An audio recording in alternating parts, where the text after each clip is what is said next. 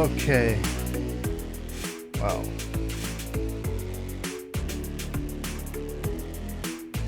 Okay, is that better? Hello, check. Oh.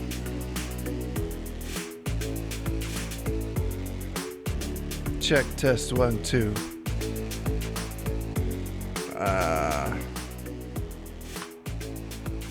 There we go.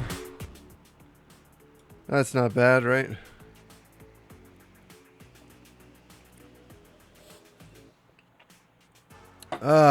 Still having coffee. Good morning, good afternoon. Today we had a channel review, but that got postponed. The person who was going to have their channel reviewed cannot be here, and they want to be here. Hey, drunk. Since they can't be here and they want to be here, I have to postpone their channel review.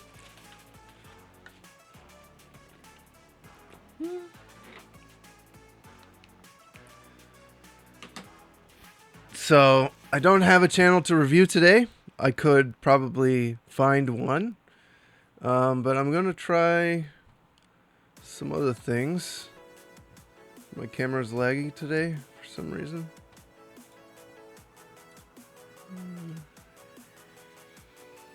Let's try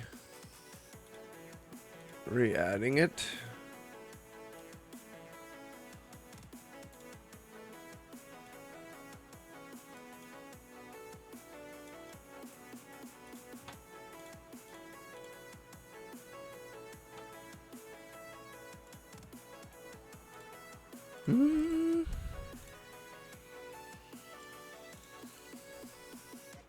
That should be fine. Let's drop this down. All right. I think if I reset this, that should be better. Okay, so no channel review. Today's probably going to be a shorter stream. I wasn't even sure I was going to make it today. So, I would love to review you guys' channel. If you want me to review your channel, please message me in Discord and say, add me to the channel review list business. And I'll add you to the list. We can get your channel reviewed. The channel reviews are for your benefit so that you can have somebody objectively give you some feedback on what you're doing right, what you're doing wrong, maybe areas to improve. If some part of your stream seems confusing, that kind of stuff can be helpful. If you don't have to be here either for the channel review. If you want to make sure that you're here, it's helpful if you're here for the channel review. If you're actually like in voice with me and we're going over your channel at the same time together, that can be beneficial, but you don't have to. Let me close my door over.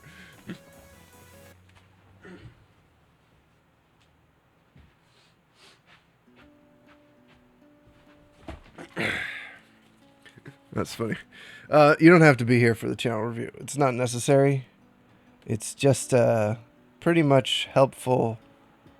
It's helpful for you to be in voice with me. But if you can't be here for whatever reason and you want your channel reviewed, you can just go back through the VOD and I will do my best to give you feedback that's helpful.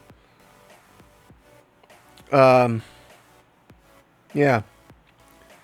So I'm hoping actually to get through everybody's channel in IQ at some point. That would be really nice. And then we could kind of cycle back through and go over people who've made changes, see how things have improved. So, yeah. I'd really like to review your guys' channels, but I want you guys to message me about it. Let me know you want a channel review. If you don't want a channel review, that's fine. Totally fine as well. You don't need to have a channel review. Camera seems really soft today. Oh, this is why. How did this get turned off? Ah. No, it's too sharp. That's weird. I've never seen that reset. Let's see. What else do we need to talk about? Podcast is going well. If you guys have missed the previous episodes, please go check them out on Spotify or YouTube if you want to watch the video version. The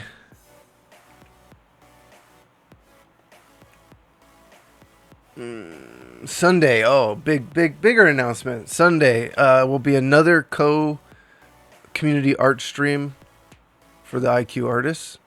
So if you're wanting to give us feedback and advice on graphics that you'd like to see available or you think would be helpful to people on the IQ site, to IQ members, you can come and see what the artists are doing and give us direct feedback.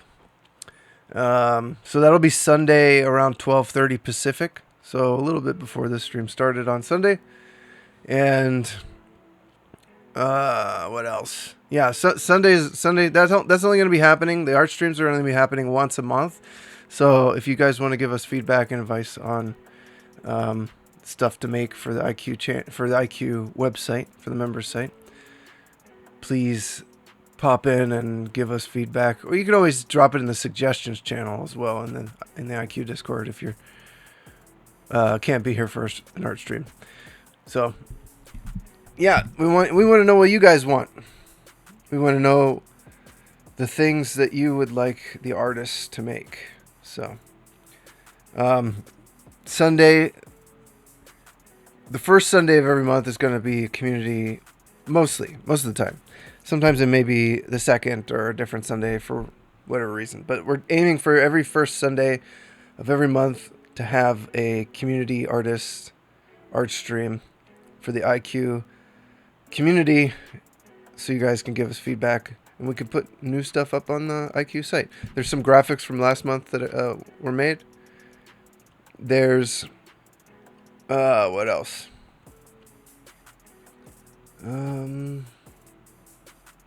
Yeah, so I don't know. I'm just really excited about the podcast and getting all this stuff rolling.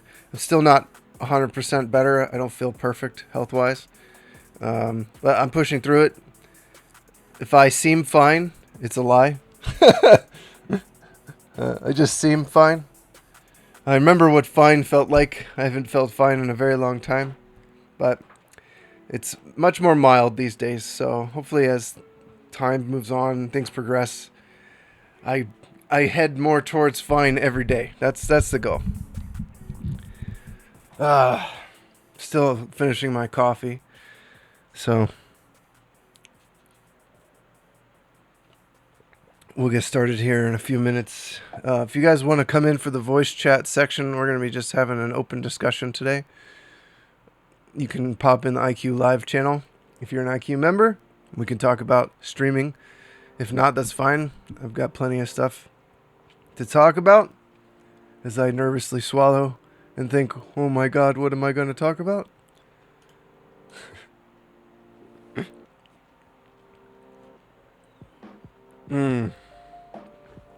So, hope everybody is doing well. Your streams are going well. And that things are improving.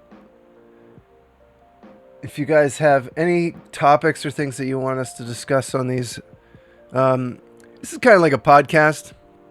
It's just more general and open. Yeah, it's fine, Doc. Totally understand. It happens. So, yeah, and here on this Casual Fridays stream, we kind of prep in a way for some of the topics that we're going to be covering on the actual IQ podcast. Gives us some good inspiration for things to discuss over there, and maybe even gives you guys a chance to follow up if you weren't here for the IQ podcast, or you were here but you wanted to talk about it with us more, you can pop in and we can have a greater discussion. Sure thing, Ober. You come in when you're ready. It's all good. Yeah, I really wish the Mr. Attract mode had like an auto button thing to get past some of these screens. Oh well. Let's see.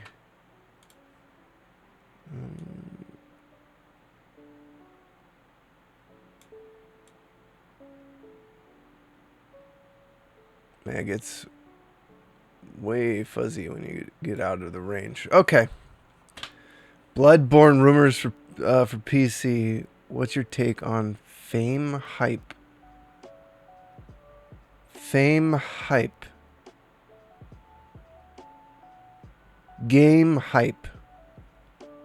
Game hype. What is my take on game hype?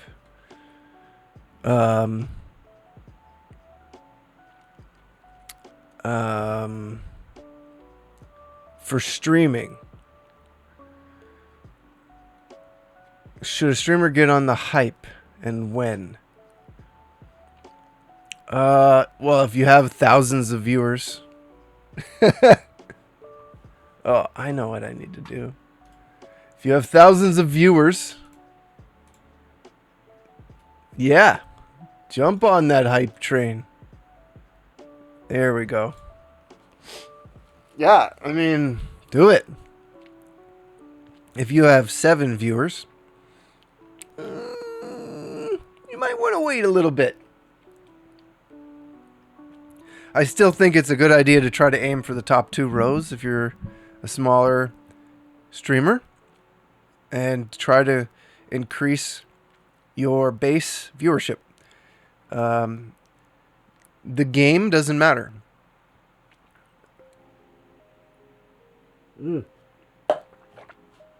Okay, I just need like 1 minute. Literally 1 minute. You guys, I'll be right back.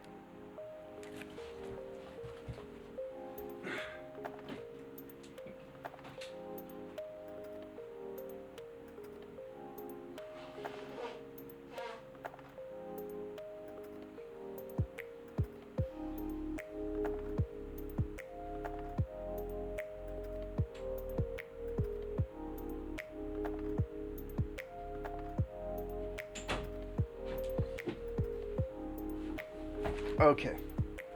Was that even 1 minute?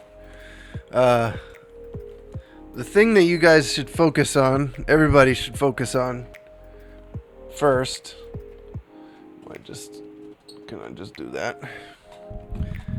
Maybe.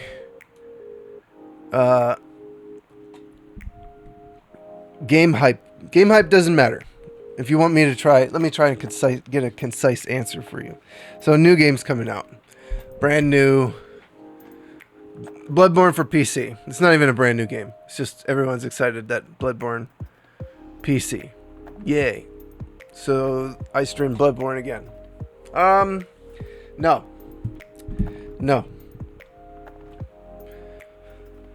That is not a reason to stream a game.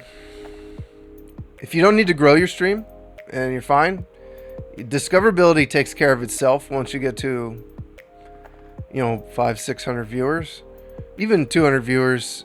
You can't stream whatever you want. You can stream a lot more things the more base viewership that you have. So if you're looking to grow your stream for whatever reason, you always have to kind of take into account first where you'll be in the category, how many base people are gonna watch your stream. Game hype doesn't matter. It should never matter. It actually only becomes important, or maybe something to consider, if you don't need to grow your stream, because a ridiculous amount of people are going to show up no matter what, and you can do anything you want. So if you're not listening to this show, you're not really concerned about growth. You don't need this advice. you're good. You're in a good spot. Do whatever you want. Most of you are not in that. All of you are not in that position if you're listening to this. So the first thing, if you're trying to figure out what to stream, see how many viewers you typically have. It's even a good idea to ask your viewers, people when they pop into chat and they're being active, say, hey, I'm kind of excited to, you're playing whatever game, Resident Evil, Super Metroid, whatever it is, and you say, hey, did you guys hear Bloodborne's coming to PC? What do you guys think if I stream that? Would you watch? Do you guys like that? It's okay to gauge and get kind of a response from people. I wouldn't use that as the be all end all of everything, that like the final answer. But you can kind of get a reading of people, and you could even do that through Discord. If you hang out with people in Discord in your community and you have a communication going on, your Discord is somewhat active. I'm so clumsy right now. I literally, this is the closest I've ever streamed to me waking up. Still digesting my breakfast. I usually take enough time to clear my head before I get on camera and hang out with you guys, and it's like the system is still booting. I'm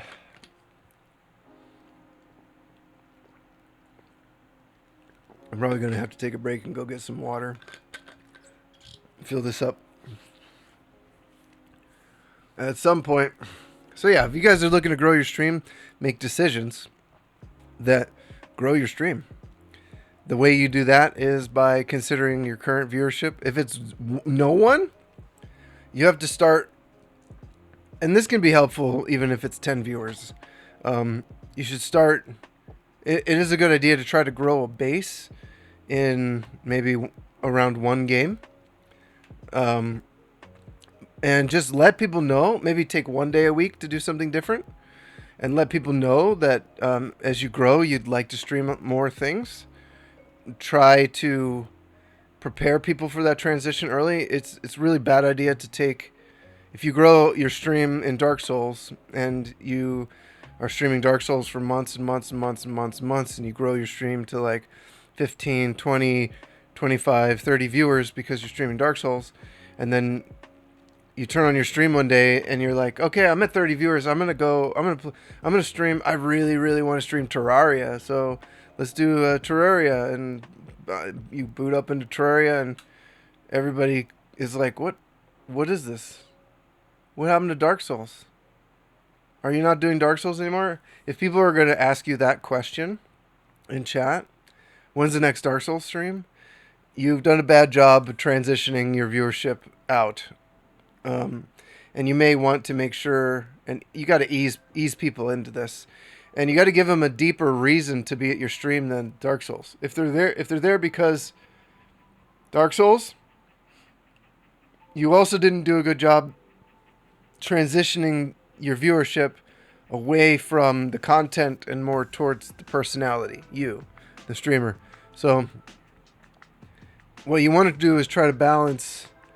I'm actually gonna, if you guys want to come into the live channel, you can. It's totally open. I'm gonna unmute it, so if you guys do join, I hear you right away. So, actually, you guys probably don't want to hear me twice. I'll wait a minute here. Well, I can just do that. That'll work. Okay, so IQ voice chat's open. IQ live. You guys want to have this discussion. So yeah, you want to have a bigger picture and a longer term plan than just I'm gonna stream things I like. That usually doesn't work. That can work, If you've got some other value that people find just innately, if you're like just incredible personality on camera, you're photogenic, like super camera, the camera loves you.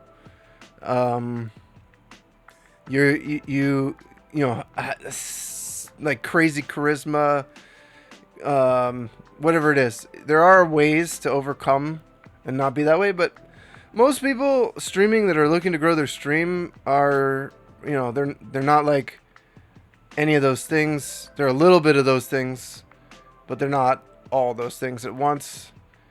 And you want to give yourself the best shot. Even those people, if they take a strategic approach towards what they're doing, they're going to have a better chance. So, streaming one game to build an audience around can be incredibly helpful. And people are afraid of game lock. Game lock is a symptom of a different problem. A streamer being locked to a game or a category, that's a symptom of not transitioning your audience over to you, the personality, your community, you directly, the creator, and a symptom of not having a plan, enough of a plan in place to help people go with you, to ease them into that transition out of the game.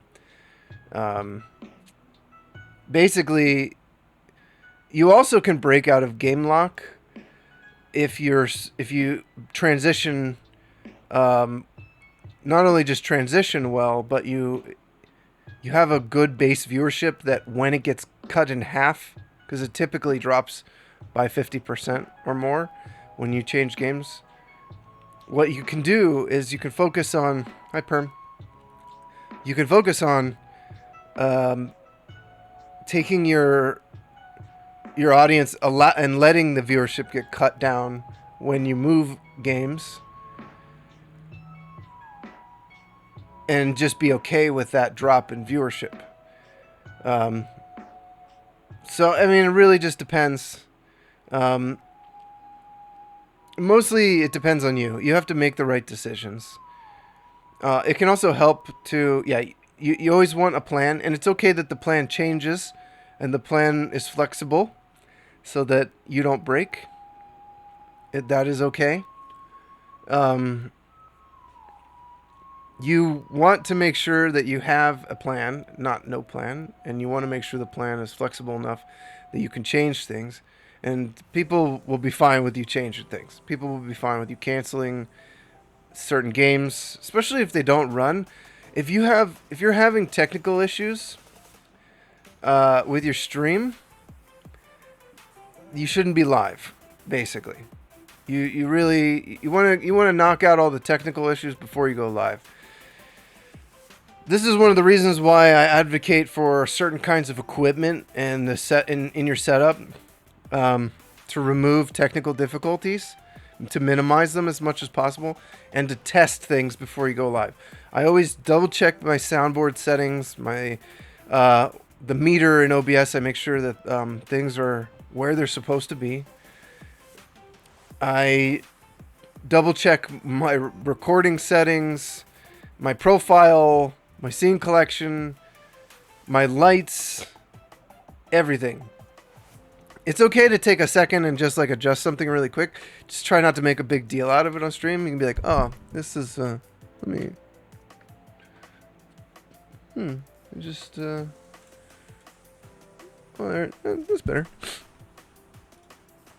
Doing that for a moment is fine.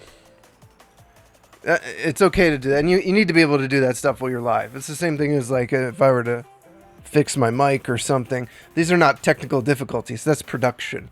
Changing the scene in your OBS is part of producing.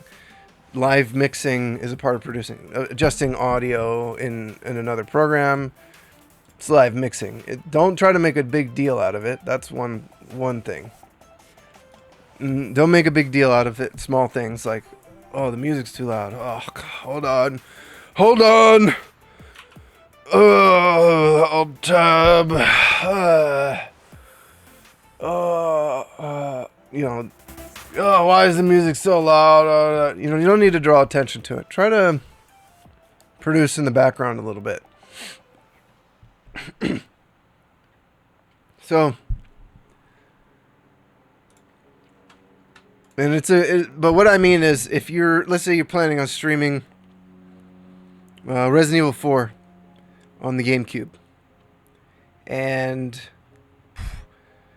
you're like, oh, that's easy. You look up, you don't even bother looking up your options. You have a GameCube, but it doesn't have HDMI, and you think, I can't stream my GameCube. That would be great if I could stream my GameCube. People would love watching that. But there's no way. There's no way to get the GameCube on my capture card. So I'm just gonna emulate it. So what you do is you launch RetroArch. You download the ROM. As we all know, you're not gonna stick your game into some kind of drive and rip it. Who even has optical drives hooked up to their computer anymore? Our cases don't even have them. If I want to hook up an optical drive to my computer, I have to use like a USB to SATA adapter. It's funny. Or IDE. So you download the ROM, you install RetroArch, and you launch it. And you start the game up. Everything looks fine. Seems to be running okay. And then you get into game. And the game is 16 by 9. It's stretched to fill the whole screen. And you haven't played GameCube in a while. And you're used to seeing games fill the whole screen. That's pretty normal. Yeah. This is how it's supposed to look, right? Wide Jill. Jill's supposed to be thick like that. Oh wait, Resident Evil 4, sorry. I forget the character's name. But you know what I mean. It's 16 by 9. It's supposed to be 4 by 3. You're supposed to have those black bars on the side. And you don't realize that because you're in an emulator. And somebody in chat says, hey, the game is stretched out. And you go, oh yeah, it's supposed to be like 4 by 3, like an old television. Oh, okay. And then you go start messing with RetroArch settings and you're trying to fix it live. This is a bad idea. You should not do this. You don't want to just, I'm going to stream game. You need to take 10 minutes before your stream and test things. Make sure things are going to run right. Even if it's a blind playthrough, skip whatever intro cutscenes, just get into the gameplay. Make sure things are running right. They sound okay. Erase, don't save it. Don't save anything. Erase whatever save files. Or better yet, make your life easy. If you're going to stream GameCube games and buy a Carby or a different HDMI adapter so that you can go straight into your capture card and just play the game on a GameCube if you have one already. Or, you know, you get like a Wii HDMI adapter, which are like $20 if you have a Wii. Most people still have a Wii sitting around somewhere. Play your GameCube games off the Wii and get an HDMI adapter for like $20. There are ways. That opens a whole world of being able to play games, streaming games. The Wii can even be modded so that you don't have to put the games inside the console. You can just run them off of a hard drive attached to the Wii. So, ask me how I know. There are ways, if you plan on streaming for a long time, to set yourself up for the future to be able to stream any game that you want off of any console, any hardware, to your capture card. There are ways, especially today. Today there are even more ways that are even better than they've ever been. Ever. Ask me how I know. I will show you. Pick a console, pick a game, and I will show you.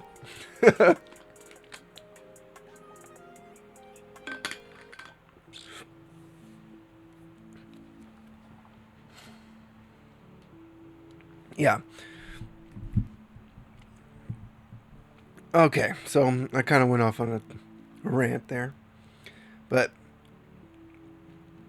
mostly I want you guys to not be fixing broken things on stream. If you're going to stream a game that's older, make sure it's in the correct aspect ratio. If it's just 4:3, some games are not actually 4:3. They're a little bit wider. They have like a slightly strange aspect ratio to them. That I'm not a big. It's not all has to be pixel perfect. You don't have to make sure you have square pixels. You can go that far.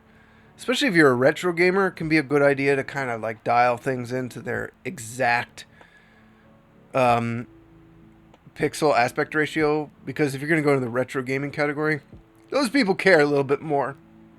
Those viewers care a little bit more if you're streaming pixel aspect ratio. They care. They're going to cry about it, or they're not even going to say anything. They're going to leave, especially if you're trying to grow your stream. If you go stream a Super Nintendo game at 16:9, good luck in the retro category. Like really, you're just asking for trouble. It's already incredibly difficult to be a retro streamer. And you put your stream next to somebody who has perfect production, original hardware, pixel perfect aspect ratio, really good. They're just like, that's what retro viewers want to watch. They want to watch that, most of them anyway. So you're really doing yourself kind of a massive disservice if you're gonna jump into. This is true of anything, right? If you go play Bloodborne and you're streaming Bloodborne like with the wrong aspect ratio or like a really low resolution, it's the same thing holds true if your encoder settings are wrong. You go, if your encoder settings are, if you're at 1080p 60 3000, the default OBS stream encoding settings, and you're running around playing a game and the game is all potato all the time, just from you moving the camera around, and then it clears up for a second. It's not easy to watch. It's very uncomfortable for viewers to watch. So this holds true for everything. If your audio sucks, people are less likely to watch your stream. This is like not just about, streaming retro games in their proper aspect ratio. It's about making sure your stream has its best shot. That you give your stream the best opportunity for success, which means your audio's dialed in, your cameras look okay. They just have to look good. Your camera just has to look good. It can be just good. It doesn't have to be perfect. Your audio has to be good, as close to perfect as possible. That's the only one I would say that really needs to be dialed in the most is audio. You don't want this going on when you're doing a just chatting stream or you're hanging out with people, and you can still hear me because thankfully I have compression and my mic's good. This is really loud music, and you don't want this either, where you could barely hear the music. This is better than the music being too loud. But if you don't have a soundboard and you have your Go XLR set up wrong, or your soundboard set up wrong, you're just using OBS's mixer, built-in mixer, it's very easy to make audio mistakes. For your stream to sound like this, and you have no idea because in OBS, the meter looks great. It totally looks fine. So you want to. Audio is the hardest one to do, but it's the same concept. You need to take the time to prepare your stream quality, and that includes making sure the emulator you're using is running well, making sure that the game. You also, a lot of people will stream these older games. If you're not streaming a game through like a known working emulator, like the Switch emulator is whatever the complaints are with the Switch emulation. At the very least, you'll be able to finish the game on the platform, right? There's actually some games and emulators that break. They break like at a certain point through your journey playing it. you're not going to be able to actually complete the game. You have no idea that the game is broken like that. So it's actually very important to Google if you're going to play a game, especially 3DS, emulated 3DS. It's a good idea to see what's broken. You're less likely to have it break if it's much older, like an NES emulator, a Super NES emulator. You're less likely, but it still can happen. You want to find the emulators and the cores that have the best compatibility, and you want to make sure there's no game compatibility issues. There's definitely is with 2DS and 3DS games. There's some games that just you can't even complete them. They'll freeze at certain points. Stuff will just stop working. This is also true of like games that have been ported to PC that are available on Steam. Man, there are a lot of games on Steam that just won't even run, or they'll run for a bit and then they break. There's games, and if it's on GOG, you're more likely to have stability, not less stability issues. There's also like discussions and chat and forum where you can like look up what common issues are with a game. So you want to do some prep, I would say. So it is a good idea to stream older games a lot of the time, especially if you're trying to grow your stream. It's really dangerous to just be like, I'm going to stream whatever game because that's what I want to stream. If you try to go stream Amnesia, as good as that game is, that's a game you need to bring your community to. That's a game that you're not going to be able to just drag. You have to drag people to that are already watching you. That's a good idea, actually. Amnesia is a great game, especially if you've never played it.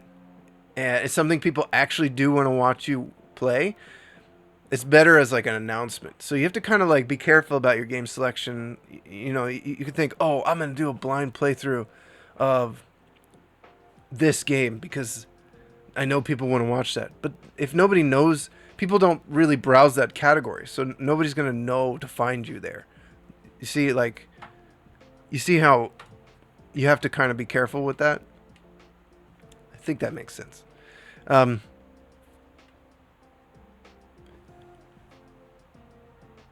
Game selection is tough, dude. I think a lot of people, they just kind of generally want to give up on even having to deal with it, and they just want to stream whatever. They want to just be live and hope it works out. And you're just kind of asking yourself to be frustrated at some point, because you're going to be like, man, I've been streaming for so long and nobody's watching my stream. And it's like, well, you've just been playing stuff people aren't browsing. People aren't looking for that game. They're not looking for you. They don't know you exist. And you expect people to know you exist. How could they? Why do you expect people to know you exist? So, as always, the IQ live channel is open. So if you guys want to come in and have this discussion, you can. Or talk about whatever. Just kind of trying to hit some general concepts right now that I think might be helpful for people. Get my brain working. It is a good idea to, just like you invest in your computer, to have a good computer for gaming and streaming. It's also a good idea to invest in equipment for retro gaming if you plan on playing older games. A lot of people will say, "Oh, it's so expensive to be a retro streamer gamer," and my response to that is, you're going to spend a lot more time dealing with emulators and bugs and getting controllers working in an emulator, getting sound working in an emulator than you are. It's going to save you a massive headache to be able to just pop the console on and have it work. The money investment is totally worth it because you're going to be able to spend more time live streaming the games that you want to stream because you have the right scaler and you've got the original console. And these things are just going to get more expensive. You think it's expensive now? Give it 5 to 10 years. It is not cheap. It is probably twice. My console collection has probably doubled in value because of the market. It's actually crazy. Buying a Sega Saturn right now, a modded one, you know, it's even better if you can figure out how to mod these things for yourself. And I'm contemplating modding consoles for people. I'm going to at least be modding consoles and doing giveaways at some point on my channel when I go back to streaming. I will probably be like, I'll do a stream where I put together a Sega Saturn with a Fenrir or a mode or something, and do a giveaway. I'll definitely be modding handheld consoles, Game Boy macros, giving those away. I actually have a handful of modding mods that I need to do, and I'm kind of saving them for the stream. This is a problem, actually. This is something I want to talk to you guys about. Streaming can make it very difficult to do things in real life when you're not streaming. Like right now, I'm not streaming. I haven't streamed for like 2 years. I'm live. I'm live on the IQ channel, but I'm not streaming games. And the stuff that I want to do on my channel, I'm not doing in real life. I'm really not playing like any video games. Like almost none. I just to make retro content for my YouTube channel a little bit, and mostly that's just turn the game on. I'm not really playing the game. I'm just capturing the footage. So I feel like if you take a break from streaming, it can make you want to avoid playing games that you want to play on stream. Like I haven't played Metroid Dread. I have a ton of Switch games I haven't played that I want to play because I want to play them on stream, but I'm not streaming. I have a Game Boy Advance Consolizer mod. I have like a whole kit. Actually, I have it right here. This bad boy. Okay, so I have a Game Boy Advance. What this does is it turns a Game Boy Advance. It's a kit. You take apart a Game Boy Advance and you solder on some stuff to give it HDMI out. I'm not in a rush to do it because I don't really need to do it. I have Hi Fresh. I have a Game Boy player on my GameCube with a Carby, so I can play Game Boy Advance games. And I have the Mister, so I obviously can play Game Boy Advance games too. So it's not like I'm in a rush. I just really want to do that mod and get it in my setup so I can do some comparison videos on my YouTube channel showing the difference between Game Boy Advance Consolizer and the Game Boy player on the GameCube and the Mister. Maybe just do like a 3-way comparison video. That would be nice. So I can't do that until I do this Consolizer mod.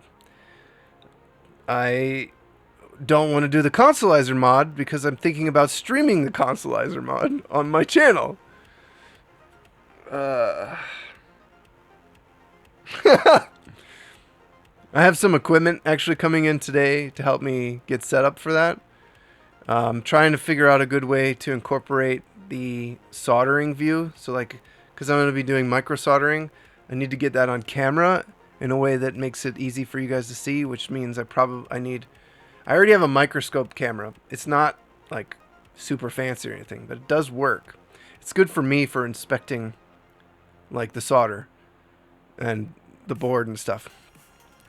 But and it would be good for the stream in that aspect once in a while. It's also hard to solder under to get, and it's not super stable. I'll show you. I have it right here. So this is kind of a wonky. It's caught on things. It's caught on my monitor. Okay. This guy. See, it's like a cheap USB microscope. So, I stick it to this bad boy, and then you put the board, and that whole business. That's not that great. It's not a great solution, but it is somewhat of a solution. I also, when I typically do soldering, I use this guy. This is a magnifying glass slate. So that would be what I would be using for the soldering. I'm thinking about using my camera on my phone as like the overview. I also have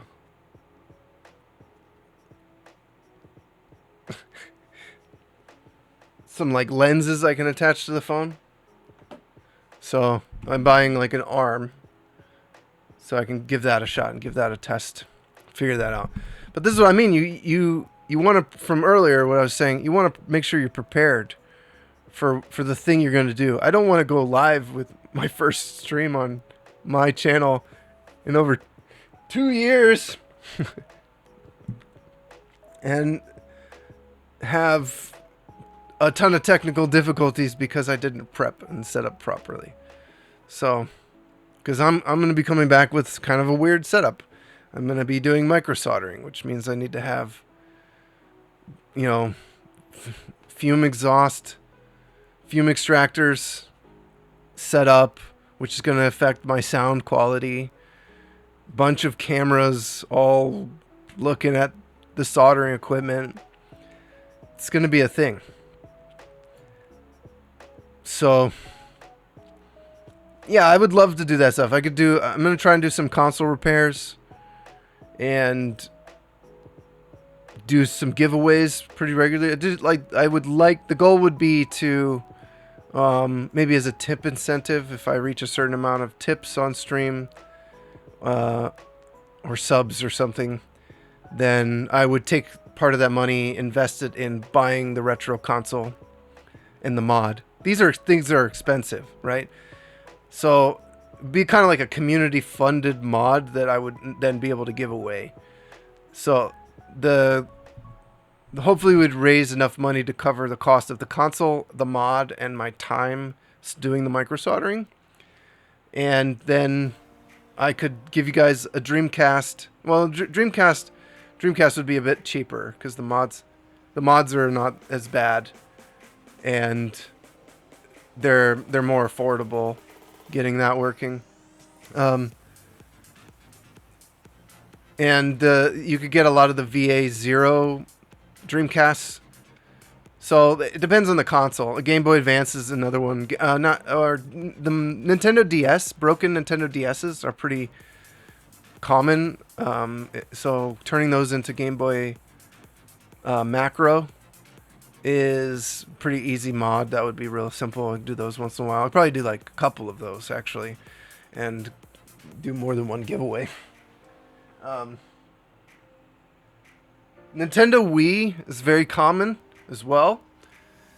So I could probably get a couple of Nintendo Wiis and repair them. Usually the things that are broken on a Nintendo Wii are the USB ports in the back. So, and I have a bunch of USB ports for the back of the Wii. So I could do that. Repair some USB ports in the back of the Wii, and so you guys could have soft modded Wii with hard drive.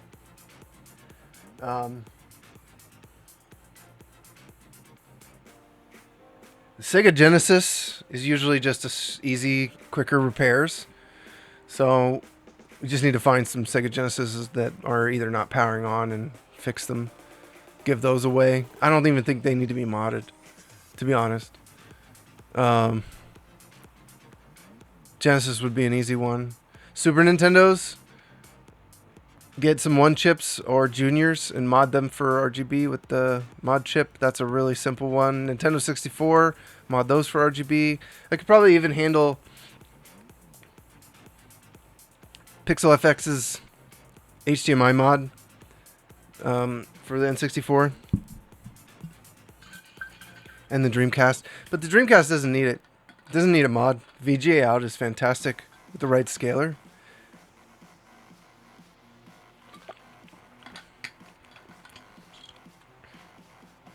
So,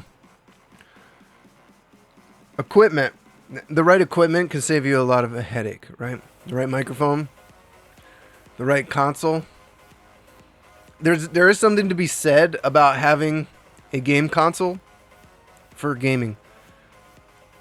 Cyberpunk on the Xbox Series X, much less of a headache than using your PC. You can let your PC just be the stream, handle the stream, and use the Xbox Series X to run Cyberpunk. It's a much more straightforward experience for you. And it really simplifies the process of getting that game running. You're not going to have to go through settings and mess with a bunch of things. There is something to be said about console gaming for streaming. It simplifies a lot. That said, there are some levels of complexity in getting these things running the way you want, but those things are much less complicated than actually dealing with a game crashing on your PC. So, capture card plus console can simplify things a lot. I would say the easier you can make it on you to just go live and play the game, the better. The better your experience will be as a streamer. Alright, guys. You guys want to join the IQ chat? I'm still waiting on you guys to come in and hang out with me and have these discussions. Otherwise, I'm going to keep ranting and raving about equipment.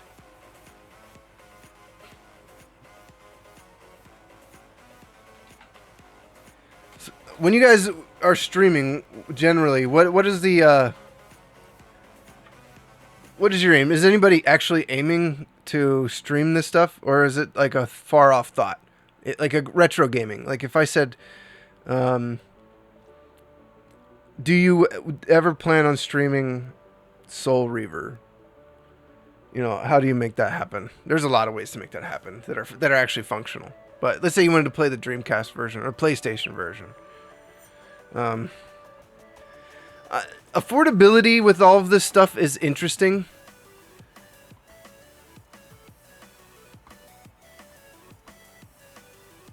Affordability is an aspect of streaming. It's harder to answer because you are allowed to piecemeal put together your equipment. There is nothing wrong with buying a Samsung Q2U as your first step towards a soundboard because it has the USB, so you can just totally ditch the rest of the equipment and start with just a Q2U, which I know you have, Perm. And then you want to upgrade to a soundboard. You're talking about a sound. You said sound console. I think you mean a mixer, right? You want one of these? You want this bad boy? You want this guy? I have to zoom in my camera so much. It's crazy. There's my room. This is the actual view of my camera. It's much sharper when it's backed out like this, isn't it? I have it quite zoomed in because my monitor position, it's easier for me to see all this stuff. So, But this bad boy. So there's a short-term plan and there's a long-term plan, right? So if you know you're going to be streaming for a long time, there we go. If you know that you're going to be streaming over a long period of time in your life, like you plan on keeping this as a very long-term hobby, Mixer is 100% the way to go, in my opinion. This is my opinion. Not that a Go XLR is bad right now, but I guarantee you there will come a day where that will be a $500 paperweight. I guarantee you. And it's closer than you think. It's closer than you think. It's also less. For $500, it comes with less features and less functions than you can get out of an actual soundboard. I'm going to zoom back out. And I'm going to show you. Let's zoom in on my soundboard. Huh? How about that? Soundboard. Soundboard. Looks intimidating.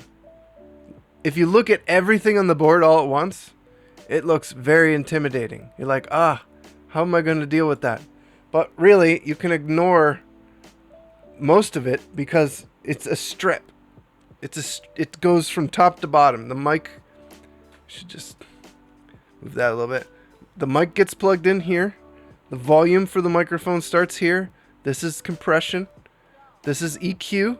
So these are EQ frequencies. So if I turn this down, the high end goes away. If I turn it up, the high end gets crazy. And this is low end. I can take the low end out of my voice, or I can pump it up and sound ridiculous. This is a send. So this is how I would send my microphone to Discord, which I should. This is a second send. So this is how I send my microphone to my stream computer. This is an FX send. So if I turn this up, we get some reverb. Woo! This is balance for the microphone. This is the exact same thing, another microphone. Exact same thing, another microphone. Exact same thing, another microphone. Yeah, these are all just inputs, and you just have to know the strip from top to bottom, and you're good. So you really just have to learn once, and then it's just copy and paste information. It's not as bad as it looks. The difference between a mixer and a soundboard. A mixer can be a term that's used for any software. Let me come back over here. Any software-based audio mixer. It's the balance. It's setting up the mixer is basically this stuff down here. This is the mixer. This section is what people would typically refer to as a mixer. A soundboard includes gain, EQ, compression. A good soundboard contains all this extra stuff. A soundboard is a mixer. A mixer is not always a soundboard. Your Windows audio mixer is a mixer. It's not a soundboard. Anything that allows you to mix audio levels is considered a mixer. I would refer to this as a mixer and a soundboard. They're both appropriate. If you want to be as specific and precise as possible, soundboard. Okay, so to answer your other question, what's the difference between a mixer and a soundboard? We answered, what's the most affordable sound console?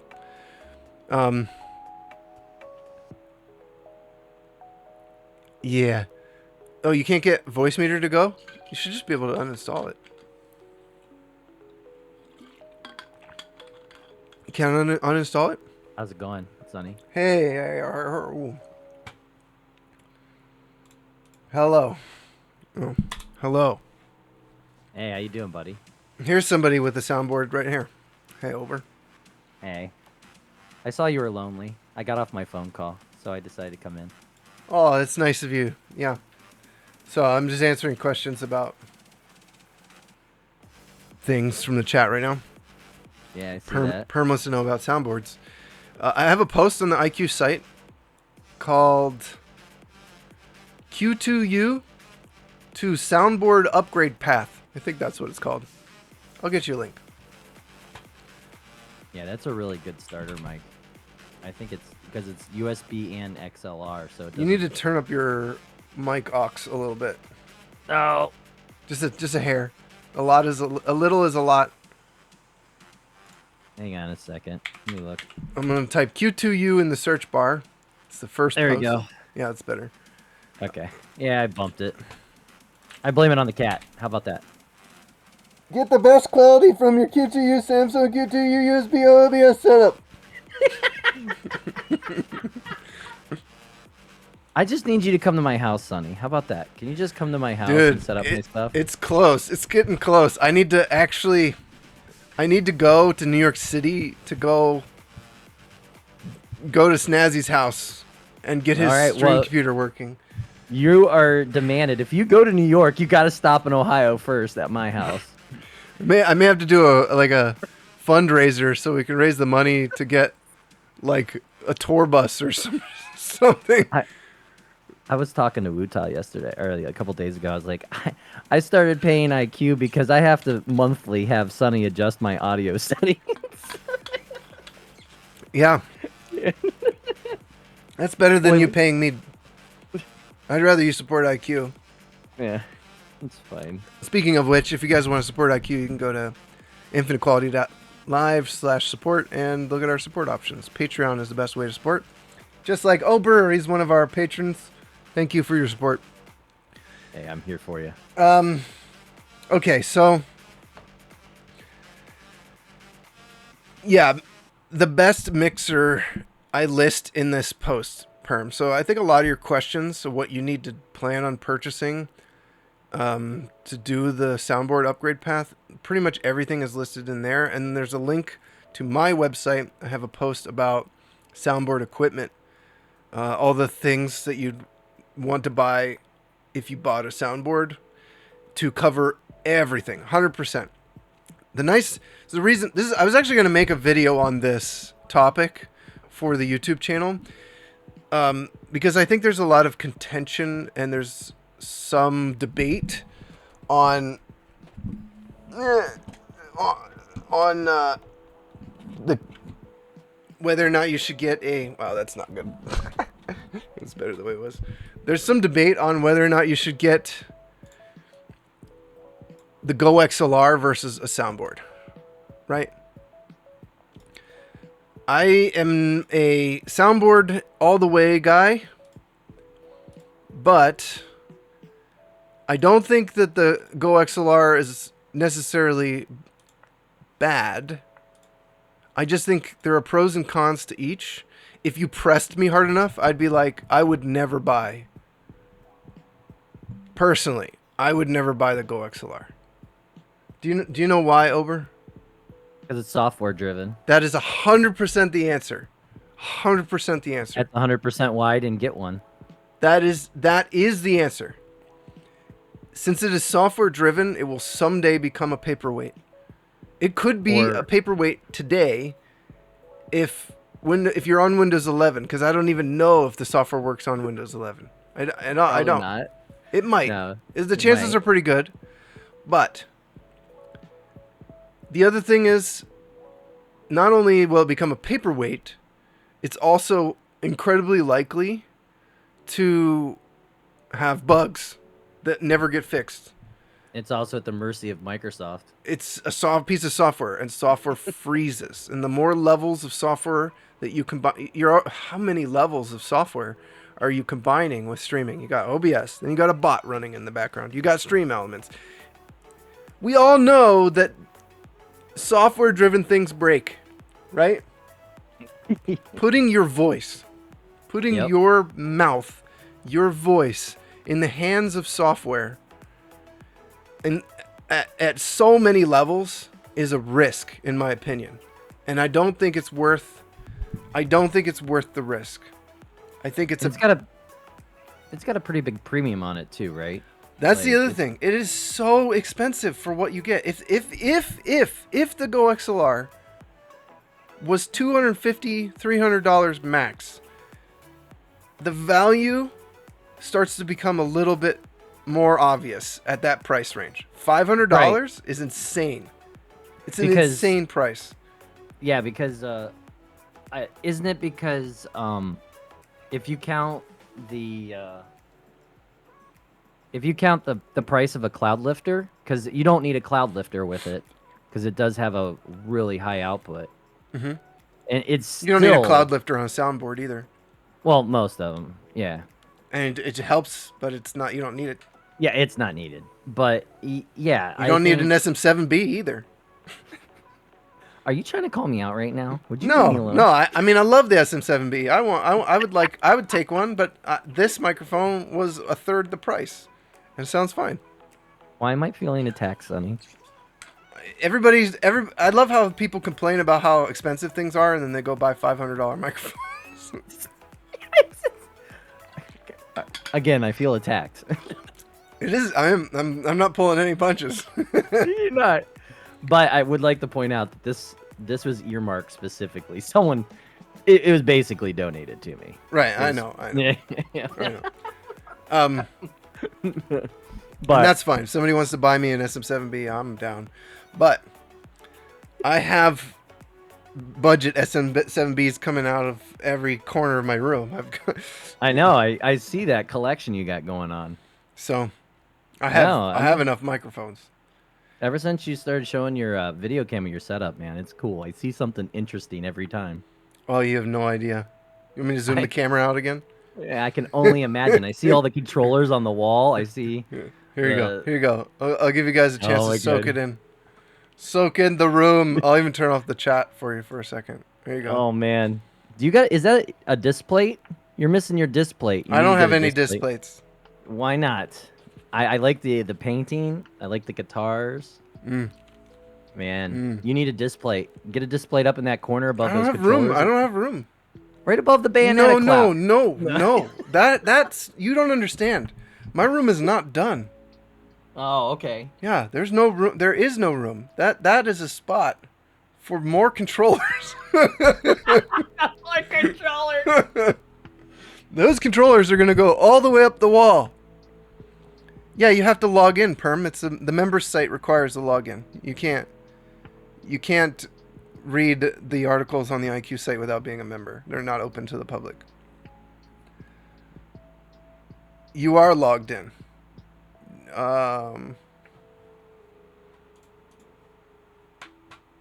It loads for me. So you just go to community. Maybe you weren't logged in. I don't know. I'll clear the cache on the server, just to be sure.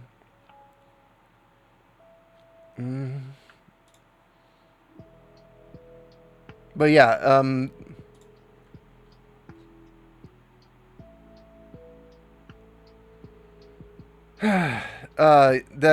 all the space in my room is reserved. It's all reserved. What are you gonna do when you get the display sponsorship, though, Sonny? I'll hold them up.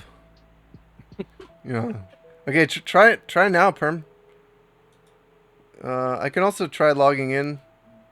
Oats and Goats has in the corner. His is like sitting in the corner against it sits in the corner somewhere.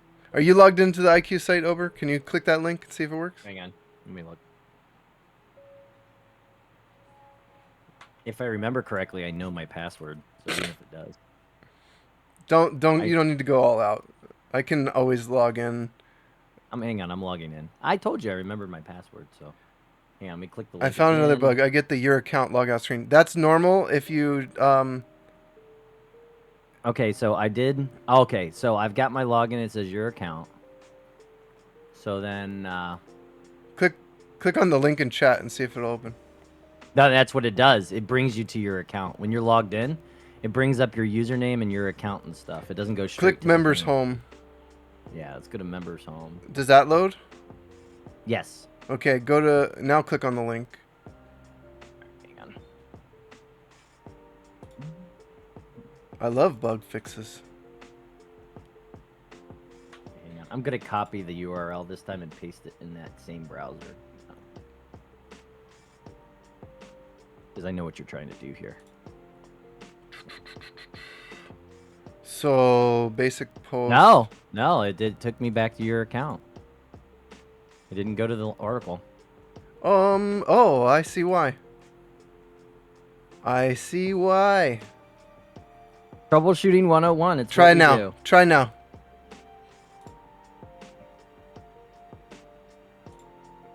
I hope all of them aren't like that.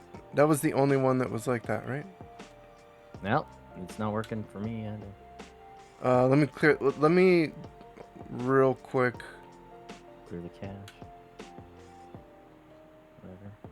Okay, that one's okay. No, it just does not like that specific one.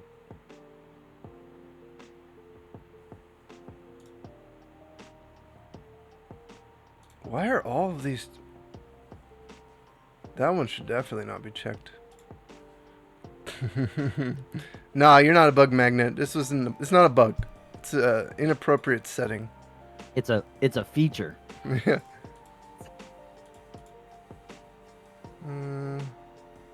It's a feature. Okay, I'll clear the cache. Let me just go through each category and update just to make 100% sure. That won't take that long. Okay, that one's okay.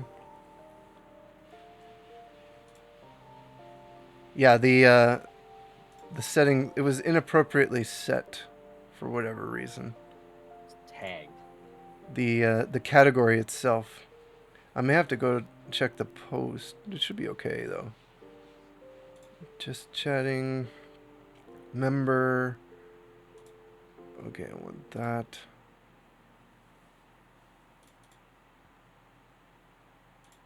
Maybe this one. Nope. That's all correct. User permissions are a pain. But yeah. It's what I gotta do. It is what it is, man. Can you actually, like...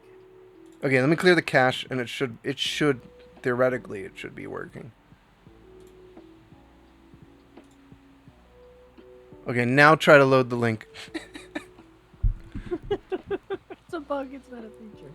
It's because when I'm logged in, I'm admin. Doesn't work for me, but it could be a cache thing for me, so I'll delete my cache.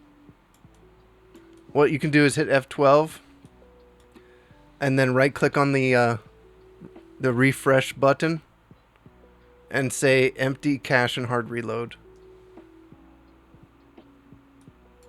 It's working for Perm, so it's working for you. Okay. It was an inappropriate setting on the category for the post. Inappropriate. I had somehow unchecked IQ members from being able to load the posts. Oh well. What it was is he wants someone to sub to his OnlyFans to get to that Q2. I probably will start an OnlyFans once I lose like 20 more pounds. Yeah. Look forward to tub photos. Just photos of my tub, not even me. Nope. But I will be appropriately dressed for the bathroom, so you can maybe look for reflections. As long as there's a rubber duck involved, I'm sold. Oh, I could just do like a whole rubber duck theme. Yeah. Yeah. This content is private. Is that what it said? Is it? Wait, it's loading. You're just joking, right? Okay. Just got to be sure here. It's working now, correct? All right, so appropriate content for the appropriate soundboard setup. In my opinion, you can try. A lot of people will try to save money when they buy the soundboard, and so they'll buy the smaller one that I recommend, which is... What are the prices on these things right now? I don't know. I just know that they're out of stock. Yeah. That, and I think at the time that I bought mine... Oh, that's actually not the right post, Perm.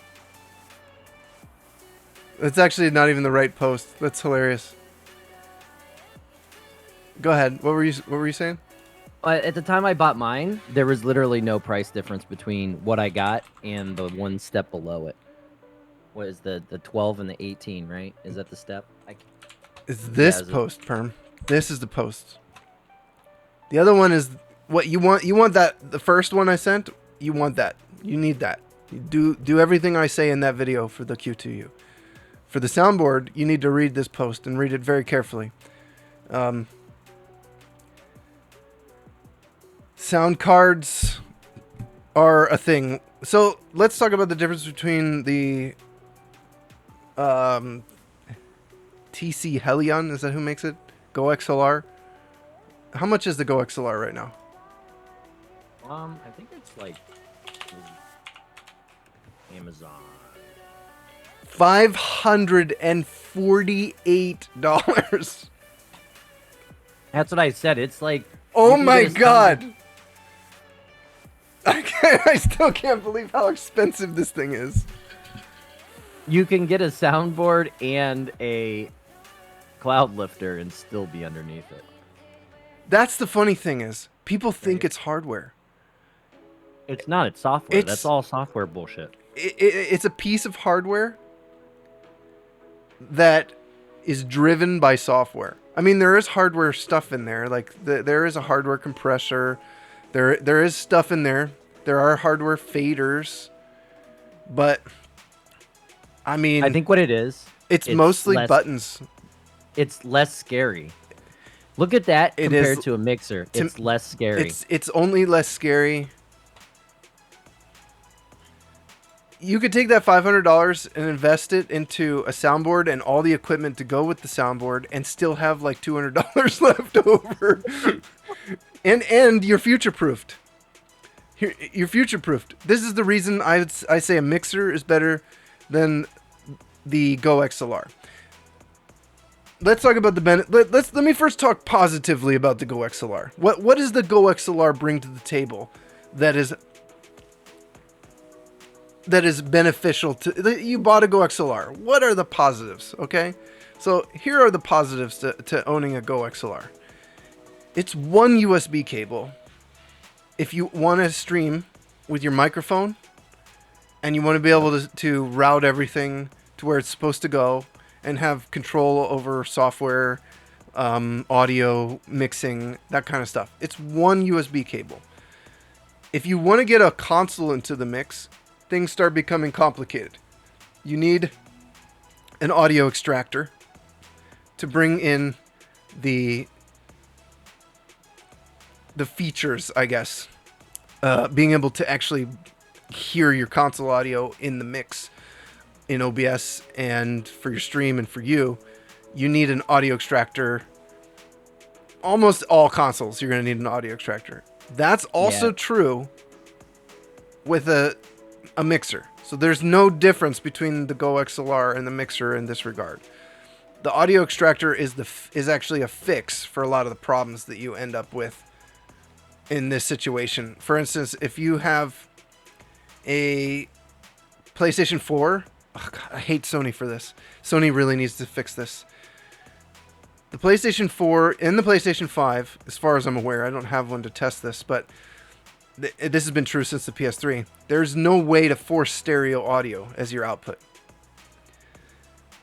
The PlayStation will look for a handshake of whatever audio features are available and force it. So if you have a 7.1 surround sound receiver in your setup and your PlayStation sees that, even though you've got a splitter sending your HDMI to a capture card and to your receiver, the PlayStation will forcibly send surround sound.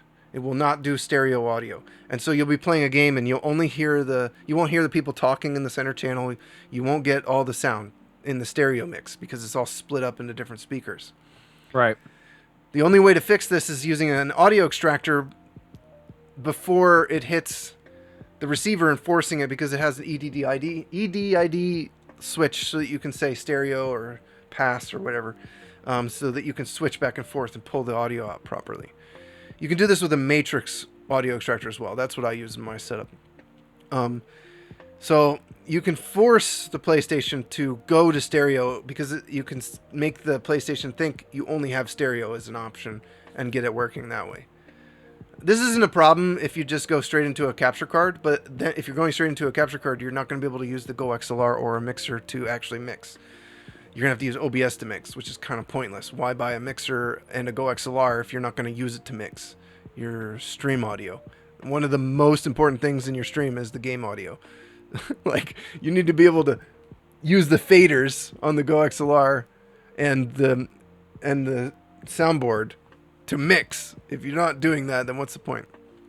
Another big drawback with the Go XLR, so the benefits with the Go XLR are cable management. 100%, the Go XLR is a million times better for cable management because it's one cable to get it working on your PC. It's another cable if you want to get it working on a separate stream computer, but it becomes sort of a headache doing it that way. Having a stream computer in the setup, there's not really a benefit to the Go XLR. The Go XLR actually has a lot of drawbacks when it comes to having a 2 PC setup. It is possible to make it work, but you lose features that a soundboard gives you. So the benefits of Go XLR really just come down to mostly cable management, right? That's it. Yeah. Because I mean, simplicity. Now, again, it's not plug and play. No, it's not. There's no way it is. Now, people think it's easier to set up than a soundboard because it's got one USB cable, but that is not true. That is so far from the truth. There is no difference. The differences stop there. With a soundboard, if you want to plug in... Okay, so the Go XLR gives you 4 fader channels for mixing, right? Microphone, yes, it's 4. Microphone, and 3 sources. So this would be like game audio, Discord, and music, okay? So a soundboard gives you however many are on the soundboard. Usually it's 4 stereo channels. So you got 1 extra stereo channel for mixing already. And then sometimes there's another stereo channel. Sometimes there's another stereo channel. So you got 6. Then you've got... My board has 6 mic inputs. Those can also... You can take 2 of them up to make another stereo channel. So you kind of have a lot more options with how many sound cards you can plug in. You plug in the Go XLR, and you know what happens? In the sound control panel, you get a bunch of sound cards. It's no different than having 4 USB sound cards plugged into your computer, or 3 USB sound cards plugged into your computer. In fact, that's the difference is that with a soundboard, you're not limited. You can keep adding sound cards until you run out of ports on the soundboard, whereas with the Go XLR, you only get those 3 stereo channel mixes because it's only got the 3 faders, right? That's it. Right. You're stuck with just that. Those 3. So let's say you've got game audio, music, and Discord, and now you want to mix alerts. You can't with the Go XLR. It doesn't have the extra channel. You can't do it. You have to sacrifice one of the other channels. Okay, so you don't need Discord. So now we got alerts. Now I want to bring in sound effects from my bot. Nope. You got to sacrifice one of these channels, or double up and use one of these channels. You can't double up. Can't keep separating the mix. With a soundboard, you can separate until you run out of channels. And in my case, I've got 1, 2, 3, 4, 5, 6, 7, 8. Well, no, hold on. 4, 5, 6, 7. I could do 7 stereo channels. That's 7 devices that I can separate and control in the mix. That's more than enough. And when you have a stream computer, it's even more helpful to have a mixer because I've got my stream computer audio on one, and then I've got my Matrix, the console audio, on another. Then I've got the Behringer, my Discord audio on one. Then I've got I have a separate USB sound card for like main Windows audio. Then I have another one for music. See, it's much more convenient with the soundboard. The convenience of only having to plug in one USB cable is the only real major difference and benefit to the Go XLR. Everything else is a negative. It's got motorized faders that automatically set themselves. Right, so what that means is if you change it in the software, it changes on the board. Yeah. Just change it on the board. Why And would you go into the software? RGB. You're discounting the power of RGB. Oh yeah, as well. RG. Yeah, it's super bright and has so many colors. It has buttons. It has buttons for sound effects, which don't work sometimes. So I mean, I hate the rack on it because it's a lot of money, and their marketing team is on top of it. But their I'm software looking on their development team is not. Yeah, I'm looking on the manufacturer's homepage because I was like, man, this is kind of sparse on the Amazon. So I actually went to TC Helicon's website, and it really doesn't list much. I was expecting like, paragraphs of specifications. It's literally the same thing they put on Amazon, except bigger screenshots. Mm-hmm. God, man. Yeah. So the benefits of a soundboard. Now, okay, so now let's talk about the other negatives of a Go XLR, right? You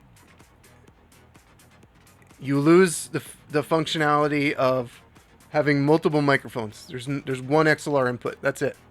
Yeah. I have in my setup, I have this microphone. I have a microphone back there by my couch, which I use for Discord chatting when I'm hanging out and watching TV. Not television, but using my television as a giant ass monitor. And I have a room mic for special effects, so I can be all like echoey if I get loud. I have an extra microphone if I want to bring someone on and they're in the room with me. I can just plug a mic in and add them to the stream. The Go XLR has none of that functionality. That is all gone. Using a soundboard, the complication, the biggest complication is plugging in cables. From there, it's the TC Helion Go XLR versus a soundboard. Same frustration, except for this is hardware driven, that's software driven. This will never crash. It might break because it's hardware. Capacitors can go bad. The bad things about these soundboards are they don't have a lot of cooling. So you want to get like a USB fan to blow air into the side of the board to keep the power source cool. That's like a $12 investment, and it just blows air into the side of the soundboard to keep the thing cool. If you don't do that, the board's going to run really hot. And the capacitors in these boards are cheap crap. The worst capacitors. They're not like the nice Japanese ones. They're like the cheap, crappy, Chinese ones. And they are going to break because there's not an active cooling system in these boards. If you know that and you buy a freaking $10 USB fan, the board will last 10 years or longer, maybe forever, before it needs to be repaired or replaced. You could repair it rather than replace it. It's a little harder to clean because it's so big, and you need to dust it out, keep it from accumulating dust, because dust plus moisture equals corrosion. Because it's hardware. It's hardware based. It's exactly like any other piece of hardware. Your game consoles need to be dusted. Your soundboard will need to be dusted. You don't want to spill anything on it, but that's true of the TC Helion Go XLR, right? Or Helicon or whatever. The Go XLR, same thing. You gotta keep it clean, dust free, and moisture free.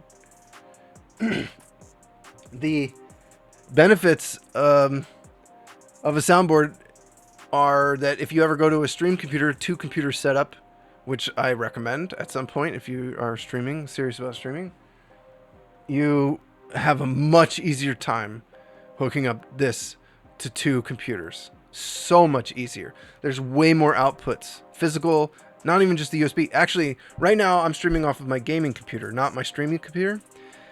The audio from my soundboard is coming out analog from the board and going into the line-in jack on my motherboard. And I'm using that to send to OBS. The USB output on the soundboard is going to my stream computer, which isn't even in use right now. So I'm able to get the main mix of my soundboard to 2 computers at once if I want to.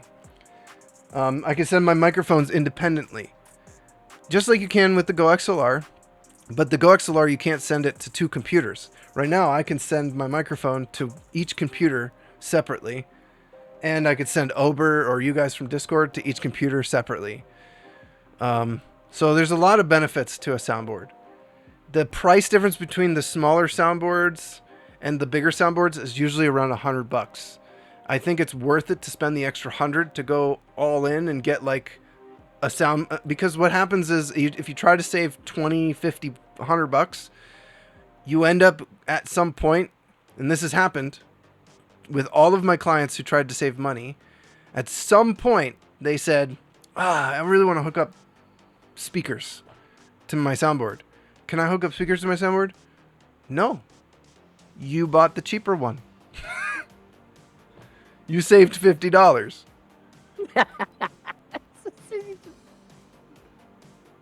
If you had spent $50, you could do that. Oh, can I do X? No, you bought the cheaper soundboard.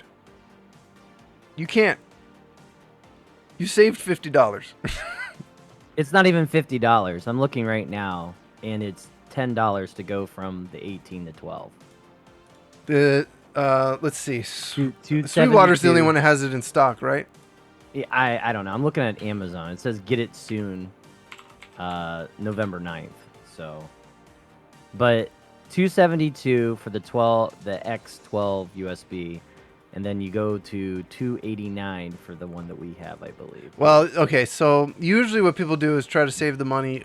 You getting the even cheaper one, which is the Q1202, which is $100, $109, which is a very affordable entry level board. Okay, I see what you're saying, because I was thinking you were doing the 12 and the 18, because the 12 But does I've had still have people the outs. get the 1622 because they thought, they don't need the 1832. What's that? 269 The versus 289. 289. Yeah. Yeah. That's where they ran into issues. I'm like, the 1622 it's like a $20 difference, and no, you can't do the thing you want to do.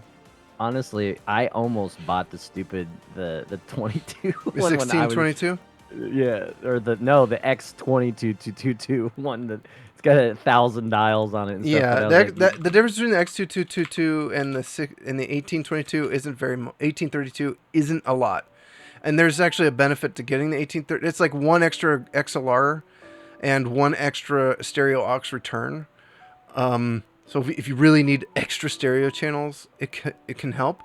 But the 1832 actually has better fader control, and I think the 1832 is like the best all-rounder for a streamer.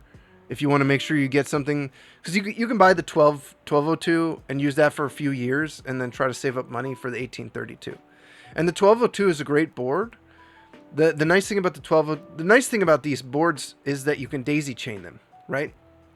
So if you have a 1202 as your initial investment, and it gives you 4 stereo channels, and like, I don't remember how many mics is on the.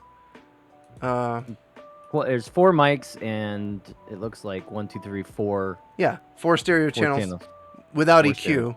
but they're still stereo channels, which is really what's important. Right. So you could take the 1202, and you could go out of the line out and hook it into the line in, or one of the stereo channels on your mixer, and then now you can that adds the entire other mixer into your mix. You just have to use both mixers. So That's interesting. you can totally daisy chain these. It's a thing. You're gonna have trouble using if you daisy chain. It's really only about the final mix. If you use extra microphones over there and you want to send them to like your Discord through the aux, it's not going to route the aux from one board to the other. That's not that straightforward. There's actually not a good. There's probably a way to do it, but not well. Yeah. So you're gonna want to things get a little bit messy when you daisy chain them. But if you're just looking for extra stereo inputs for your stream, that's a great way to do it. Daisy chain the boards. I think the Best board if you're on a budget and you don't want to spend a lot of money, the Q1202. The nice thing about it is if you set up the Q1202 with all of the ground loop isolators and sound cards that you need, you can easily just swap in a new board. You don't have to buy new sound cards. A lot of the equipment, when you go this route, you're future-proofing yourself really well. If you buy a new computer, it'll work. If a Windows update happens, it will work. This stuff isn't going to break because, like, the Go XLR could break from a Windows update tomorrow. It could stop working entirely. It could be some weird bug. And who knows if TC Helicon or whatever the hell they're called is actually going to fix it. And now you spent $550 on something that doesn't work because of a Windows update. Because it's software-based. That is too much of a risk to me. When you could buy a $110 board and all of the equipment that you need to run it, the USB sound cards and cables and stuff, will last your entire life if you take care of them. They're not going to go bad. They're very, very, very unlikely to go bad. And it's so much easier to replace a USB sound card that costs $20 or $30 than it is to replace a Go XLR if it breaks, right? Yeah, no, I agree with you. That's why, I mean, I went hardware. I was like, you know, I think it's best to have your mixer as a hardware solution. Mm-hmm. I understand the appeal of like the Wave. I think is the Corsair / Elgato. I do and I don't, but yes. Elgato's marketing team is on top of it, and I mean that software is powerful. The Wave is expensive though. It's $150 for that price. You could get the Behringer Q2U and 2 sound cards and cables, and have more functionality already than the Wave offers. I understand, but I'm just saying from an outsider's with no knowledge on anything, one device that has a mixer and a mic all into one, it's very appealing. Oh, sure. That's what I'm saying. The best, I would go with the Wave over the Go XLR if you're going to get something. But I mean, yeah, because it's cheap. I would just go with this. Cheap. This is $70. I would just get this. You don't need more than, you honestly don't need more than this to have a good stream. Going to a soundboard lets you raise the production value. I would say this makes sense if you really want to push your content like into new realms. Podcasting, the amount of shows I've seen on Twitch where the audio is just a huge issue and it's people all talking, it's just not enjoyable to watch because you can't listen to it. And the person's trying to produce the stream and they're trying to produce the show and they're muting things in OBS and turning on videos and it's all over the place. And oh, it's too loud, or oh, it's too quiet. If you can remove all that stuff from what you're doing and just make the show happen, then you're in a much better place. So absolutely. My opinion is get a Q2U. You don't need a better microphone than the Q2U ever. You never, ever, ever need a better microphone than the Q2U. You can get a better microphone than the Q2U, but we're talking about upgrades that cost a lot of money that don't really perform that much better. You're just like these minuscule performance improvements. You know, it makes it look like it makes it look nicer to have an SM7B on your stream. But guess what? This isn't an SM7B. Does it look like an SM7B? Kind of does, doesn't it? Kind of looks like I'm using an SM7B. It's a mimic SM7B. It's not an SM7B. It's a foam for an SM7B. It's a mimic. It's just a foam for an SM7B on a different microphone. You can literally do that with this microphone. In fact, I suggest that you use this foam on this microphone.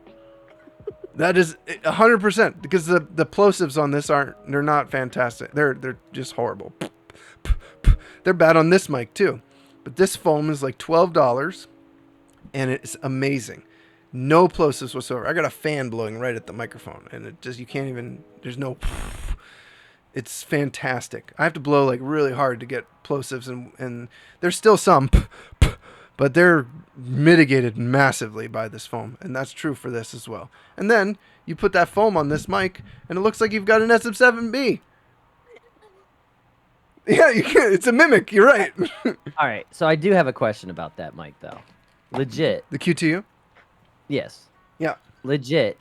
When you use the USB, is it's just the same quality as the XLR? Mhm. It is. I've always wondered. The only that. difference Like, will be in if your mixer has compression, that will make the mic sound even better.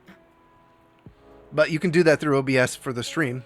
You just won't be able to hear it in your headphones. So mixer kind of allows you to hear the compression better because you're using the mixer to hear the stream and hear the compression before it hits OBS. But the audio quality on the USB on this is fantastic. You just have to, and you can even set it to 100 in Windows and it's super clean. I have really? almost never found a USB microphone sound card that you can set the input volume at 100 without hearing like horrible white noise. Yeah. Even these soundboards need to be set at like 50 to 75. They can't be set above that. You hear this. There is almost all audio digital. Even my motherboard's Realtek, if I put it in up, it gets white noise, and that's like a really high quality chip. It's like supposed to be one of the better audio chips. This guy, no white noise at all. You can put it at 100. It's fantastic. What kind of isolators they got going on? I don't know. They're using some really good capacitors in that thing. That's what I'm going to say. That is it's crazy to me that that microphone sounds that good just plugging it in and setting it to 100. The fact that you can do that is mind-blowing. I've never seen a USB microphone as good as the Q2U. And it shocks me that we have all these YouTube coaches for Twitch, these people giving product recommendations, and they're always hawking like these very expensive blue microphones that sound horrible, sound worse. The blue. I mean, Woodog gave me his blue, and I like that mic. It was really easy and stuff, but god damn, the sensitivity was always at my neighbor's house. Like, every time, no matter how much I turned it down, I had to have that thing turned down to like negative 50 dB in OBS to chill it out. Yeah, like... that's the problem with condenser microphones is they're electrified, so they want everything all at once, the whole room. You want to hear your neighbor taking a dump. You're taking a dump, feeding his dog, chewing on stuff. You get that. All right, I gotta take a small break and go grab some water. I'll be right back. But you're still live, so okay. I'll hold it down. You hold down the fort. I'll do some burger eating ASMR because I've been eating a burger on the side here. Oh man, I don't have my hotkeys, my pedal board set up, so now I gotta do this. Oh, there you go. Okay. This is me eating a mic. Fast as I can. That's fine.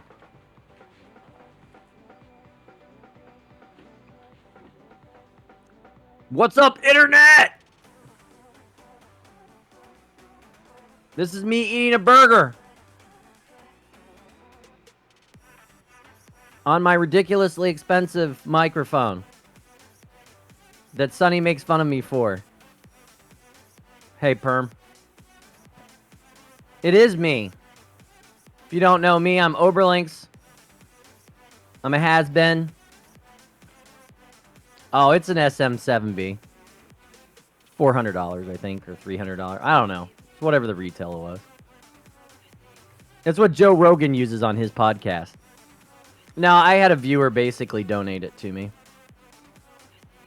I said, man, I really want a meme mic. It was just as a joke. And it was around Christmas time.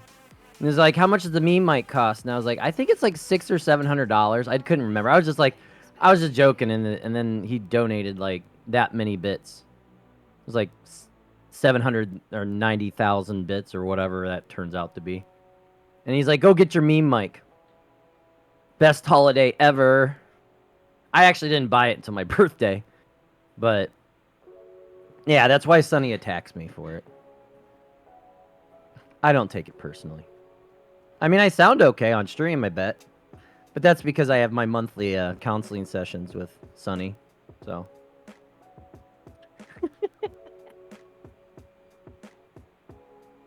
Oh, shit. What have I been? I've been a #1 streamer for a free-to-play game.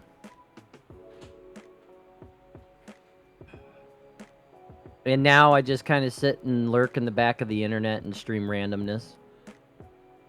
Going through a middle of a trying to find myself on Twitch again situation. What happened? I mean, that's the game just kind of felt like the game was released a little bit before. It was like released right a little bit before Fortnite, and like it dropped off, but it had huge Sony backing because it was a Sony exclusive, and I just kept playing it on Twitch, and like I blew up. There was days that I was getting between 30 and 75 follows a day. You know, my viewership was between 50 and 110 viewers. This was before Twitch had affiliate status or anything like that. I just played the game, had fun, made friends, and the game just they stopped putting a lot of content into the game, and it just kind of tanked with me. When they stopped updating it, putting real content in, a lot of it dropped. And I mean, I'm on the developer's website for that game. Like, and they literally bought me a PC and my whole setup to stream it again when it was released on PC. So like, you know, I have a lot of. I always tell Sunny that, you know, the viewership goes down, but the quality of the stream goes up. So like, I'm gonna have like the top-notch stream quality to 1 viewer soon. I've been there. That's exactly, more or less. That's what happened to me. Yeah. You know, one of the things that has been nice, at least for this channel, it's not really about viewership. It's just about having these conversations and putting them on YouTube and having some evergreen content for people to help find our community. You know, I don't need, that's why I have raids and stuff turned off for this channel. I've been in discussions with people about turning affiliate on for the channel as a way to help support the back end of IQ, like the website, and grow our budget for things as a community. I'm kind of like, I don't really want to go that direction. I'd much rather. I would just do the Patreon, honestly. Yeah, I'm focused on Patreon. Hard. I know it is hard because I know that if I had affiliate turned on, I'd probably get a couple $100 a month from bits and subs on the. But that's okay. I'd rather grow the Patreon, and I'd rather grow the community, and then.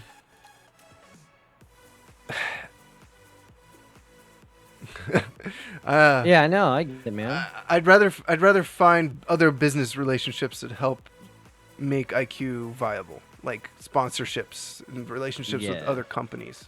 Like maybe we could get some Go XLRs to give away. I was gonna suggest like Behringer, but you know what? Go the Go XLR route. Samson and Behringer. Corsair. Yeah. Corsair. Get some Corsair in our lives. Hell, Native deodorant. I'll take them as a sponsor. I love their deodorant. So I'm trying to get some Mr. Squanch in my life. I don't know if the soap or whatever. I don't know. I always want to dabble in the stuff that YouTube's peddling because I'm always curious. Native deodorant is my favorite. It's fantastic. Dr. Bronner's, but they don't advertise on YouTube. But that's my life. I have a whole. I could probably do a YouTube channel on just like my hygiene, like taking care of your body. Streamers, maybe I should do a take care of your body and use like good products video on the IQ YouTube. Yeah. Hygiene is important. Nobody can smell you on stream, but it's still important. You're gonna have to go meet people at some point. You're gonna have to shake somebody's hand. You're gonna have to shake somebody's hand. You know, having good skin and your hair looking nice, these things actually do have an impact on your viewership. Believe it Yeah. or not. It's true. I do need to work on my lighting. I sometimes look like a ghost. I'm always I haven't. messing with my lights. Yeah, I don't know. Sometimes I just want to stream. I know. I Yeah, know. it's- There is something to be said about having like a secondary channel for laziness. You know, Yeah. as like an experiment for you to go just do whatever you want and not care about, Yeah. just to be live. Yeah, I've thought about it because like, when my viewership was a little higher, I had a bunch of people. They followed my bot channel, and I would stream on my bot channel when I was trying new effects and stuff. And there'd be like 10 or 15 viewers while I'm streaming, just sitting there. I wouldn't even pay attention to chat. These little stalkers would. Yep. It's a thing. It's a thing. It's funny. It's all good though. Yeah. So I have a short list of other topics and things for us to talk about, but do you guys, are you worried about viewership, Ober? You're worried about your viewers dropping? I know I've seen you going back to Let It Die. Is that on? It's because they're making a sequel. Well, it's It's not a sequel. I don't know. I'm considering it a spinoff. It's a spinoff of the Let It Die universe, and there's been a lot of big hype. And there was a big event that I wanted to be a part of, because I'm still a major member of that community. Regardless if I don't stream it or not, I'm mod of the Reddit, the Discord, and like all this other garbage that comes along with it. So they're making a new game that's like a spiritual successor. It's using the lore as a framework. It's called Death vs. Let It Die, and I think it's gonna be a battle royale. I'm not 100%. They've only shown off. It looks like it's gonna be another Sony exclusive, so it's gonna have a ton of Sony backing, marketing and stuff like that. So it's gonna probably be a pretty big boom there for a minute.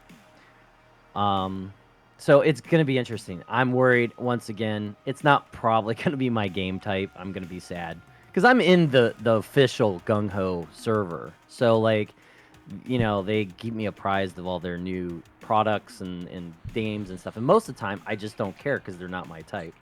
But this has got the Let It Die name to it. So I'm like, at minimum, I'm going to try to early access it, or at least get on some kind of early thing if they do that. Okay. And go that route. And I'm curious. I'm basically curious. I'm not going to say I don't want to play it, but I'm not going to say I do want to play it either, because it's just curiosity at this point.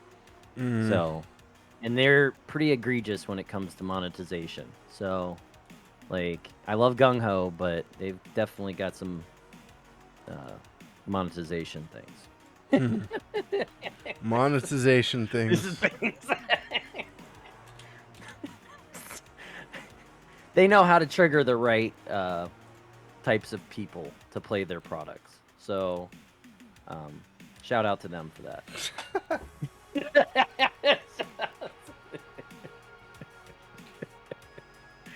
Shout out to them for that. Personally, I just want a $60 game from them.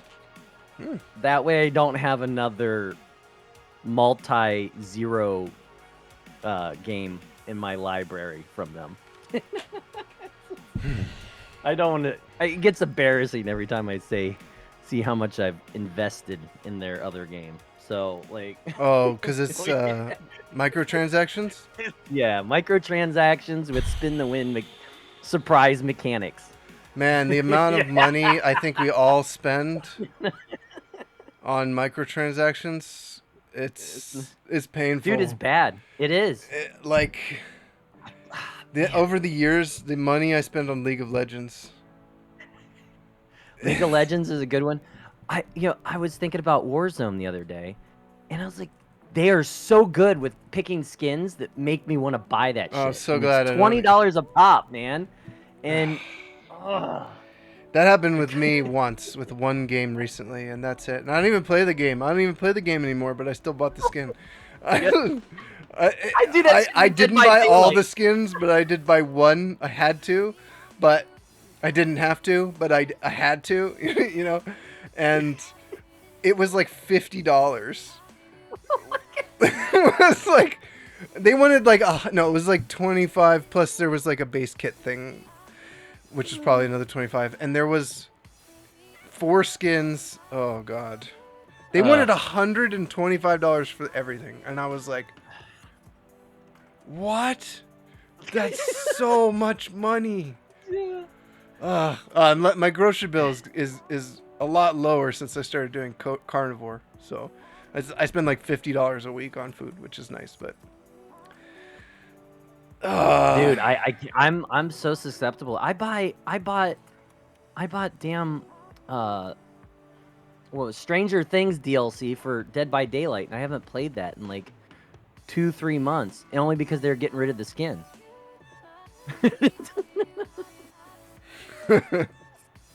hey, OG. Yeah, budgeting as a streamer is a thing. Like priorities are all over the place. I find I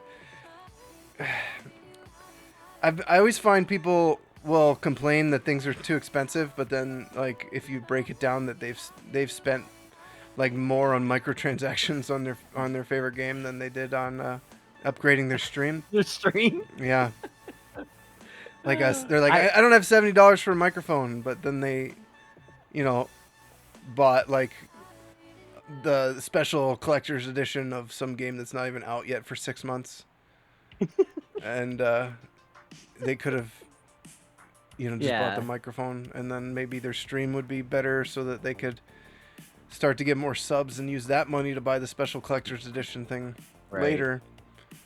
So Yeah. I get it. It's tough to juggle our priorities. It is. I encourage streamers to try to make good decisions with their finances, and if you're going to decide not to upgrade your stream quality, then don't be frustrated that your stream's not growing. There is a level of investment for making a stream run and look good and sound good. Sound is the most important thing. The nice thing is, if you buy a Samsung Q2U, you're done for a long time. Yeah. So it's a one-time investment. That thing's, you know, as long as you treat it well, it's gonna last. But to be fair, those figurine in that helmet look amazing in that game, so don't judge them. I get it. Before I was a streamer, I had a big problem with League of Legends in-game items. Oh man, I bet. I you know what though? At least I don't feel so bad about having a 3-0 game in my library. So I don't. If you have League of Legends, you're up there. So I feel okay talking to you. Oh my. I always did a thing where I didn't buy. I played enough to not have to like buy the champions. So I would only buy skins, which is on its own bad enough. And Yeah. I would buy the champion if I like really wanted this.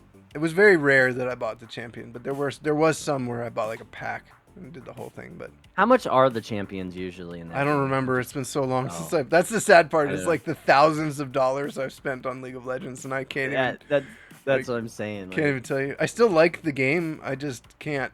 I can't play competitive games because it kicks my migraines. And I tried playing Rocket League the other day, and my heart rate just gets too high.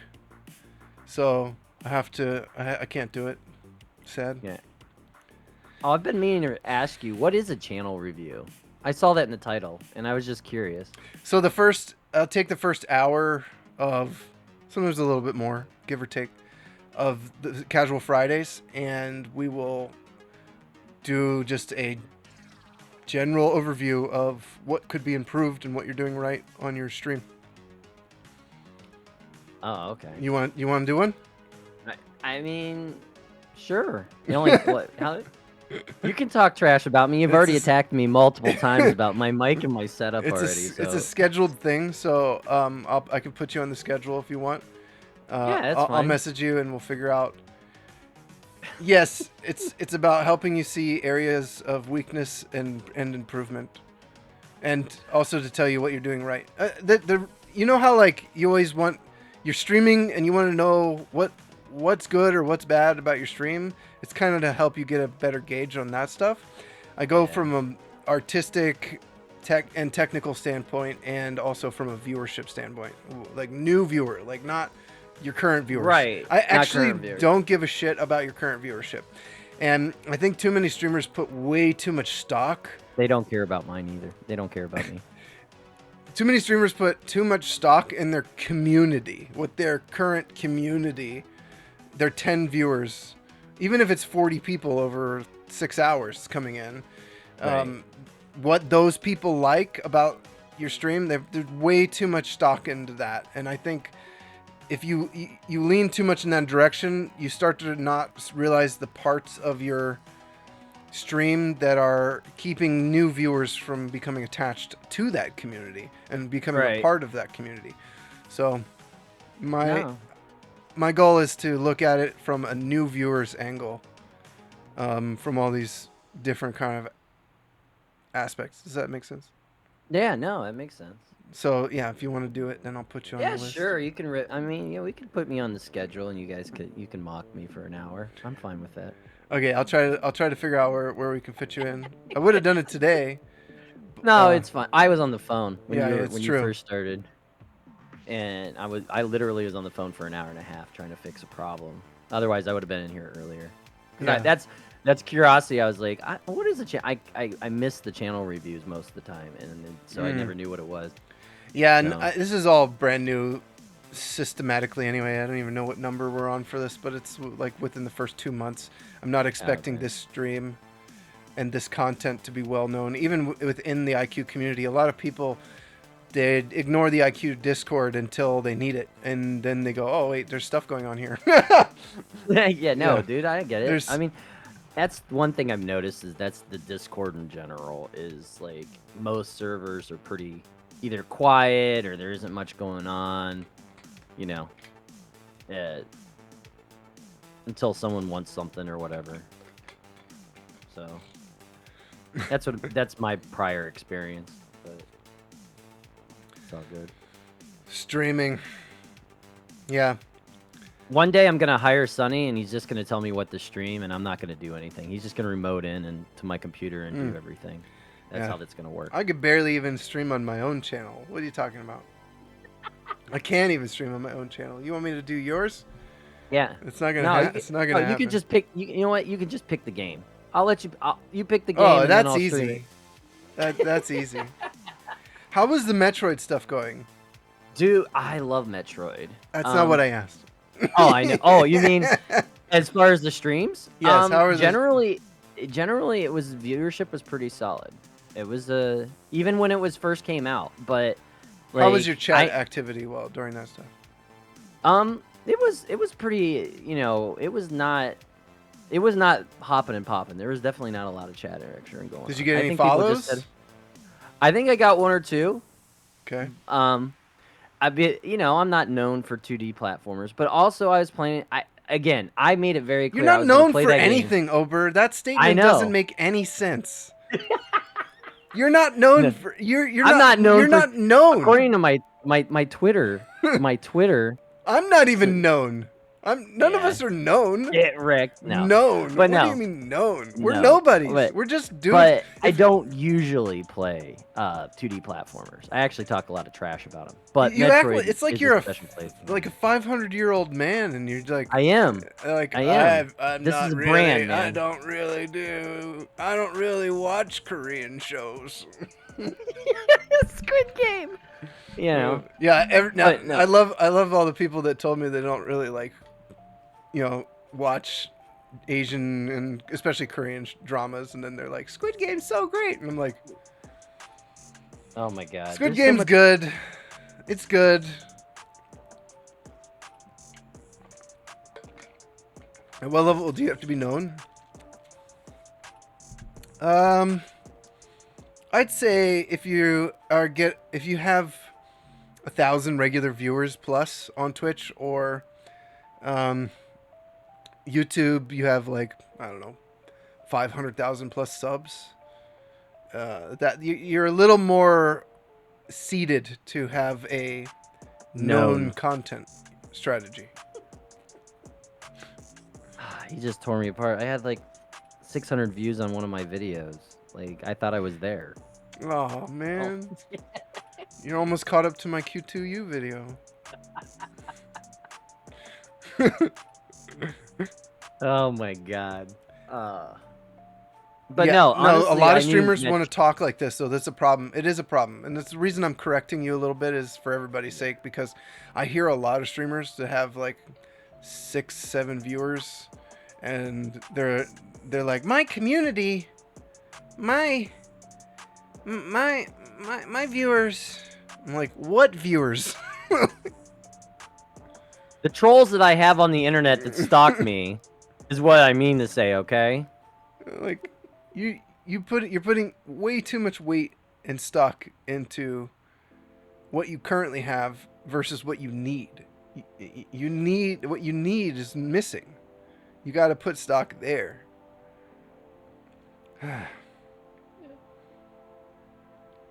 My viewers, your viewers wouldn't fill a classroom. Half the classroom would have empty desks. I've rented a theater for my viewers at one time, and it was full. They wouldn't even fill the front row. If we took all of everyone in chat right now, we took all the viewers we all had, we still wouldn't fill the classroom. It's so unrealistic to say my community and my viewers when you have less than 30 viewers. There's a teacher in an elementary school classroom is having a harder time with their chat than you are. COVID jokes. Oh my god, COVID. Seriously.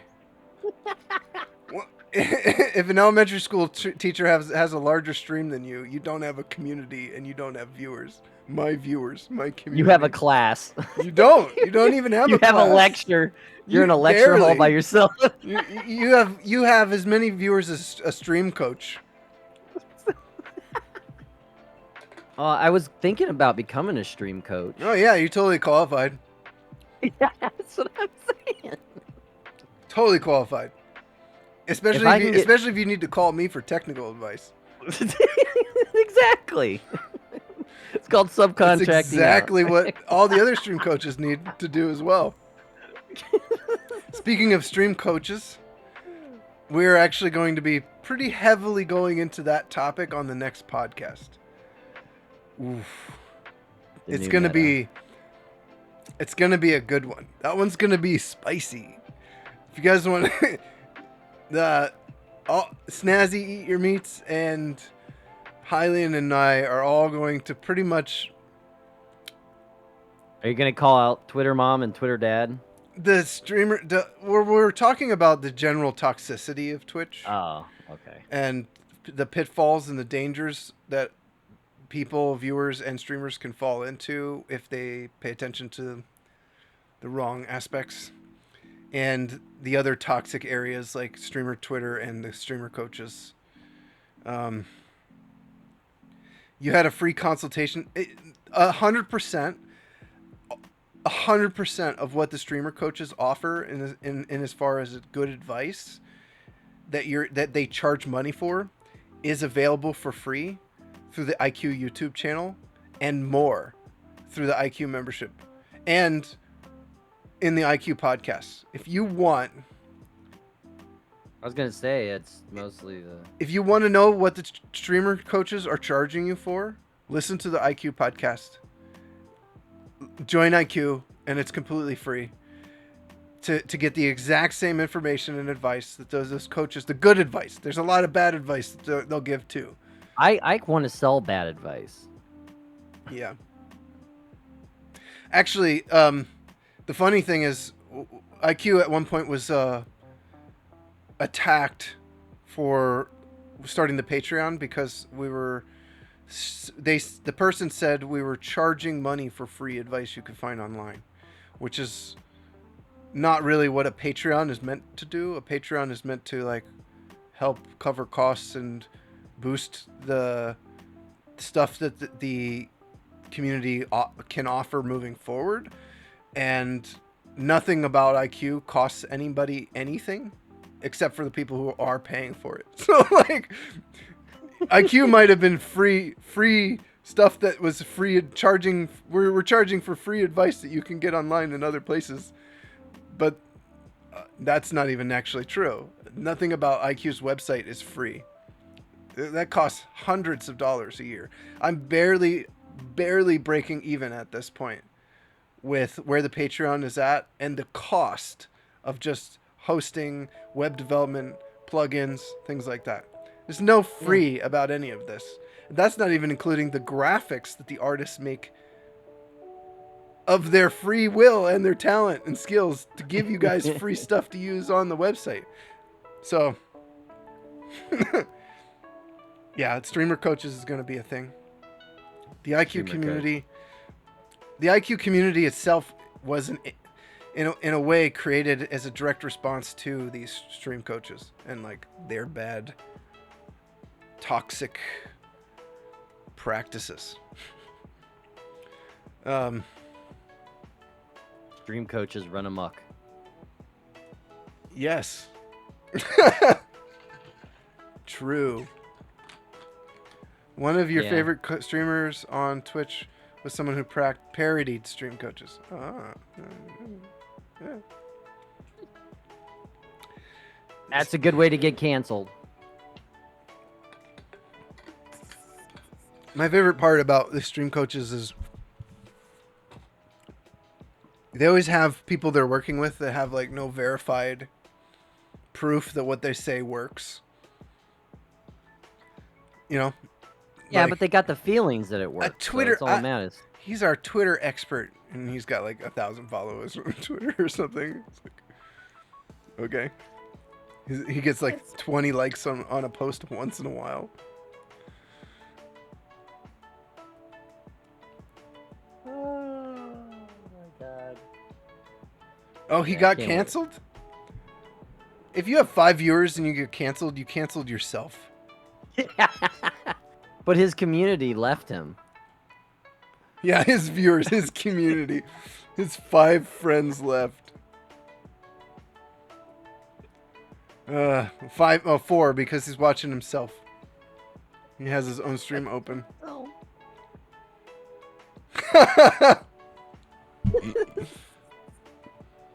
He's in financial ruin. Oh my god. Yeah, so I say lay off the big boy terms if you're a streamer and you don't have 30 plus viewers and you're not constantly growing either. I would be more realistic about where you're at and where you're headed. And don't take this for granted. There's so much that can easily be taken for granted. When I first started streaming, it was all party and fun and games and growth. I shot up to, I think, about 2,000 followers within, I don't know, 3 or 4 months. It was just constant follows. It was very easy to farm follows the way that we were doing it and to get new viewers. And it felt like it was going to last forever until I took like a month off or something. I don't even know if it was a month. It was somewhere a couple of weeks to a month. I can't really remember. And we started a different channel because you couldn't change your channel name at that point. And we wanted to have a different channel name. And so we tried to bring everybody. We were streaming on both channels, trying to bring everybody over to the new channel. And we could get about 10 to 15 people to come from the 30 viewers we had to come over to the new channel. And then, then Twitch came out with the name change feature. And you couldn't change your name to a channel name that already existed. So we kind of shot ourselves in the foot by creating a channel with the name we wanted so that no one else could have it. And then we tried to change, I changed the name on that channel and tried to go back to the main channel and change the name there to the name that we had. And they were like, this channel name already exists. And it's, I read the fine print and it was like, it can take up to 2 years or something for the name to get released. It's been like 5 years and it's never been released. It's still unavailable. So that's all bullshit. Thanks, Twitch, for getting my hopes up on that. So we changed the name on the main channel to Going Sunny Live and just lived with that for a little while. And we never could get above 15 viewers again for some reason. It was like, even doing the same exact stuff we were doing to grow before just stopped working. And we couldn't, it just like the stream growth just petered off. So man, you got to be really, really consistent. Don't make massive changes to your stream, even if you feel like you're supposed to. If things are working, just keep going. Don't change your name. Don't try a new thing. Don't try anything crazy. Just keep going. Just keep going. Just keep going. Don't take massive risks. So, so I hated having live in my name too. How do you guys feel about people who put like TV or live in their Twitch I think channel? it's the biggest and best marketing ploy you can do is put a TTV in there. Because once people see that, they will never go to your channel.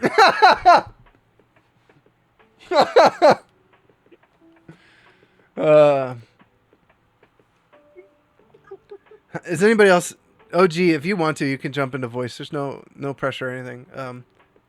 He's been pressuring the shit out of me and talking shit to me the whole time. Oh man, I guess I'm just in that mood today to give it to you guys as straight as possible.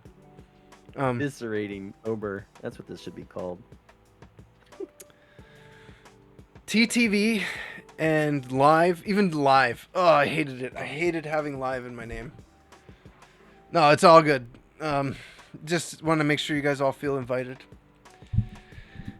And to remind people that if you're an IQ member and want to take part in these conversations, you totally can. Live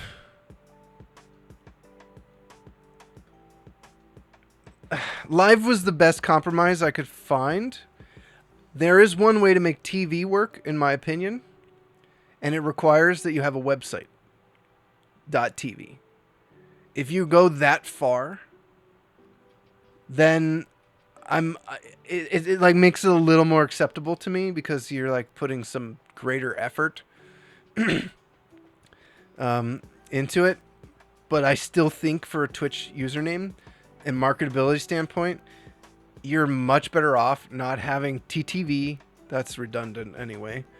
In your username and even live was I did it because I couldn't. I was pressed to find a name that worked that we could have because we lost Going Sunny because I changed the name on the other channel.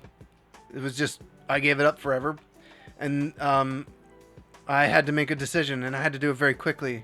And I felt like I was really pressured to make it work. Once I found the Sunny Machine, I was like, okay, there's a name.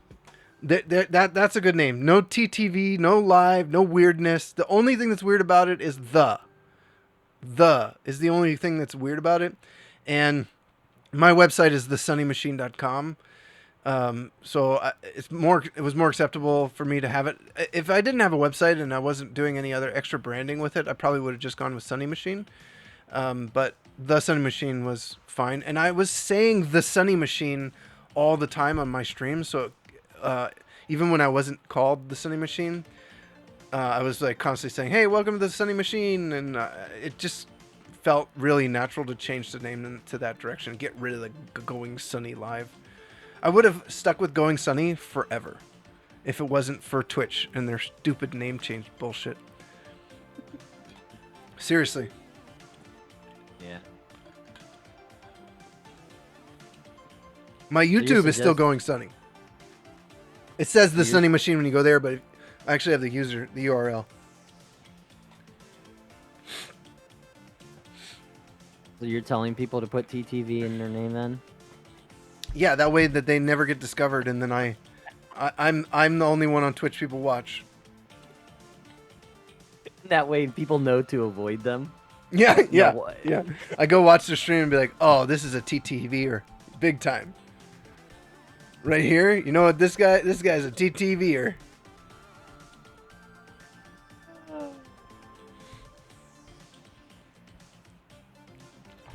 Name change but if you own both accounts, if you're the user of both accounts, you should be able to transfer the name over. I'm the creator of both the accounts. I should be able to move the name over. I should be able to message Twitch staff and say, "Hey, I had Going Sunny's me. I have this account. I want to put it on this account because this is the account everybody's watching me stream on." And the Twitch staff member should say, "Oh, no problem. There you go. You got it."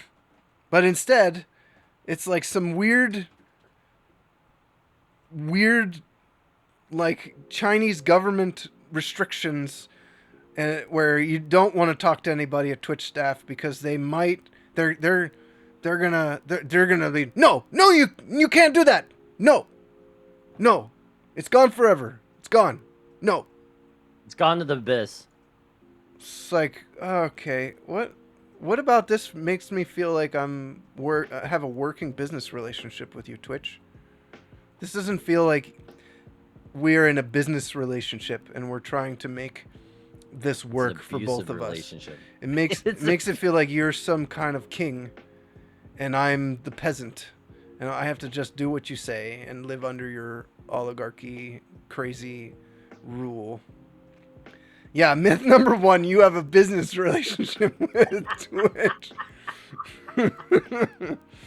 Yep. It's kind of sad because Twitch wouldn't exist without the creators. I don't know why they're treating it this way, but I know they have a lot of streamers and people to work with, but typically most of the streamers aren't going to message Twitch from a business standpoint and aspect. The ones that are very serious and are going to approach this seriously are going to be the ones that are going to want to talk to support and Twitch staff and have a relationship. And Twitch should be more open to that kind of thing because those creators are the ones that are most likely to succeed and excel, and probably Twitch would benefit from actually creating an open, more direct relationship with creators, even smaller ones that have that attitude, instead of just propping up any old toxic personality who can get 1,000 viewers. Because guess what? When you don't do that, you end up with streamers that advertisers do not want to advertise on, right? Exactly. Now you just have a platform full of toxic content that advertisers don't want to work with, because Twitch did nothing to try to work with the creators that would be more business minded and have the open relationship that the advertisers would be more likely and more willing to put their ads on and work with. Shooting yourself in the foot, aren't you, Twitch? Random message in DM saying, I'm banned from channel and didn't do anything wrong. Please unban me. Which channel? This one or your channel? I think he's memeing.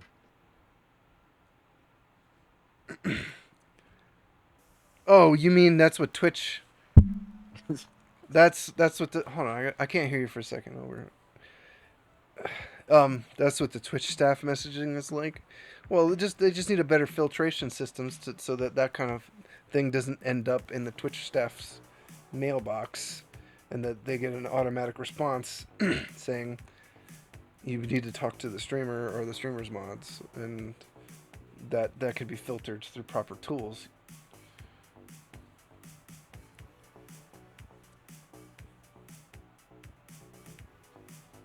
Getting view botted. Oh my god. You should just take advantage of the view bot. If somebody's view botting you, then that's your time to shine, man. Time to go play some Fortnite at the top of the category. We're category switching, boys. Oh, we're getting view botted. Let's go. Let's go. Yeah. Time to go meet some people. Viewbot is an opportunity, not a disaster. Well, just Twitch staff shouldn't have to deal with that kind of stuff. That they should just have the DMs turned off and have an auto reply that says, if you need support, please contact Twitch support here, and just filter it that way. And that only people that Twitch staff, when they message someone directly, does that not happen?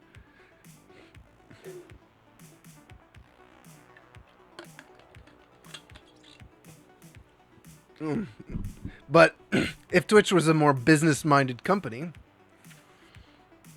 they would realize this stuff on their own. And I wouldn't have to say it as some dude who just makes websites for people and graphics and music. The only is if it had millions of dollars or something, they could, you know, invest into something. Even if they don't. I don't have millions of dollars. I know this shit. This is pretty straightforward business.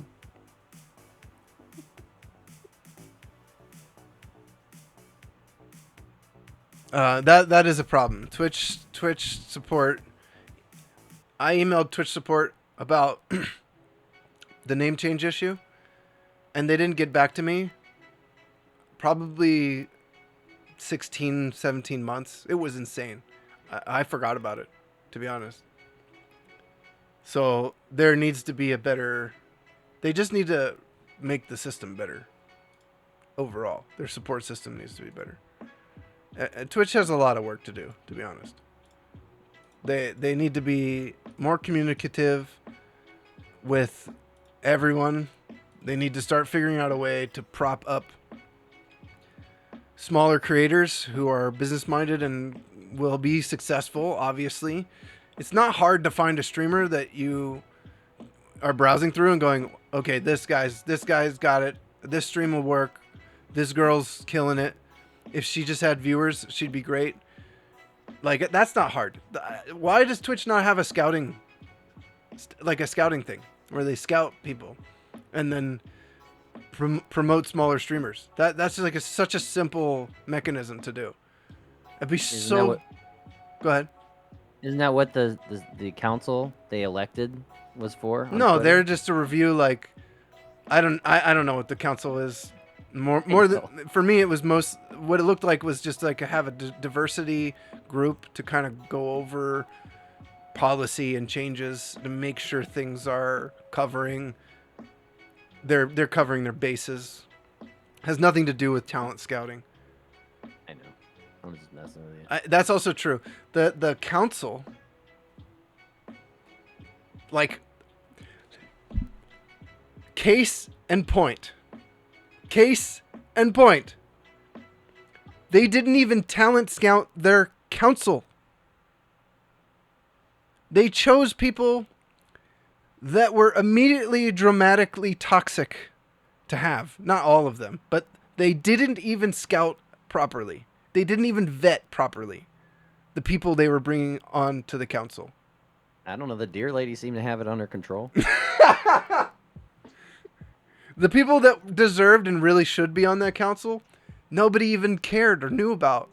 I can't even name them, and I know that they exist.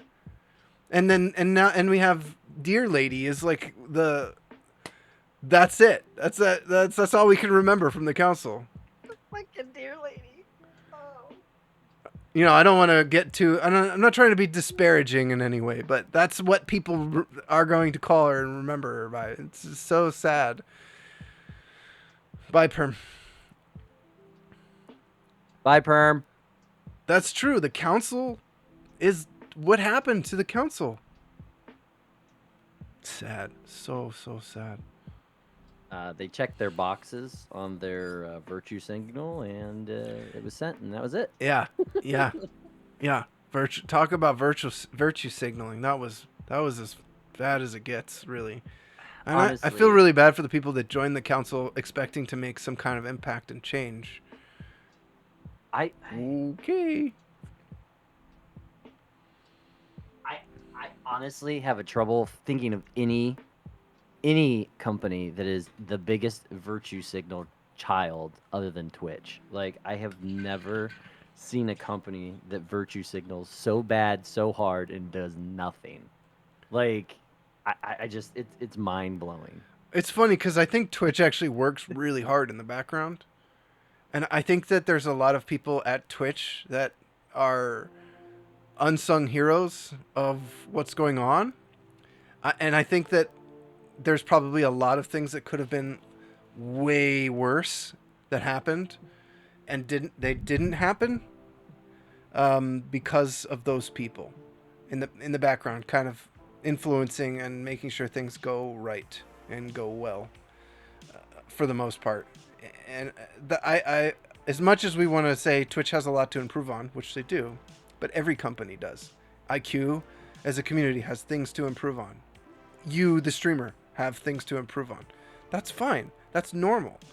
The problem is the optics that Twitch presents is always on this grand scale of giant influencing space. The company, they act like they're like this massive thing, but that's so far disconnected from the individual people that actually make the platform what it is. The community of Twitch is so far disconnected from it. When I went to TwitchCon for the first time, it felt like so distant from my actual experience on Twitch. It was like, it's just a con. It was just another con with millions of dollars of a company poured into various, I mean, maybe not just from Twitch. There was a lot of money moving in and out of that space. It was just another con. It was just another giant advertisement and place for businesses to hawk their goods onto viewers and people.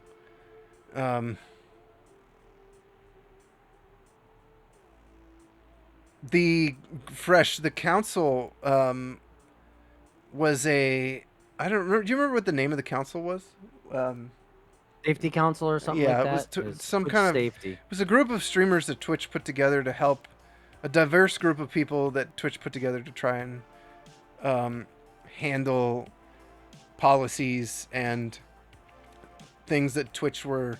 It was a place for Twitch to kind of pass changes off to them to see how they felt about things, so that Twitch could make those changes in a way that that included enough, like, I don't know, streamer input and Streamer diversity. diversity, cultural backgrounds. It was vetted by things. But there was this huge disconnect for me. TwitchCon's great. TwitchCon's a lot of fun. Been to a few. But it's nothing like Twitch. It was just like a grandstanding show of craziness. It's like the difference between the actor and the movie.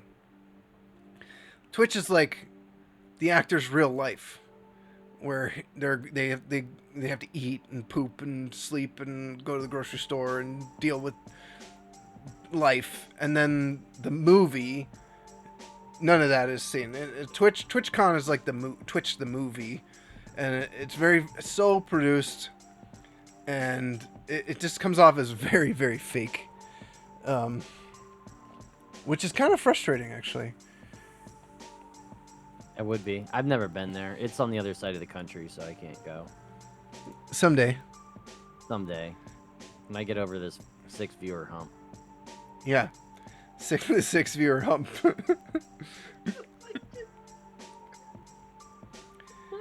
The biggest thing with Twitch that they need to do is close the gap between them and the creator. I honestly think the talent scouting is like the thing they need to do. They need a like a secondary step.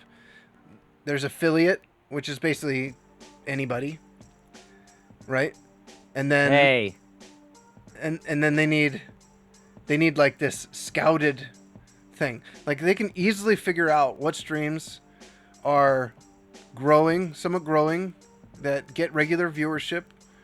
They have the stats. They have all the information they need. And they could have a group of people that just go and watch the streams. And it doesn't take long to figure out if somebody is going to be kind of good. like it would do nothing but benefit them to find new talent, new streamers, or growing streamers, and prop them up properly. You know, make a showcase. I mean, it makes sense. I kind of felt like that was what affiliate was gonna do, but really they lowered the bar so in the ground for affiliate.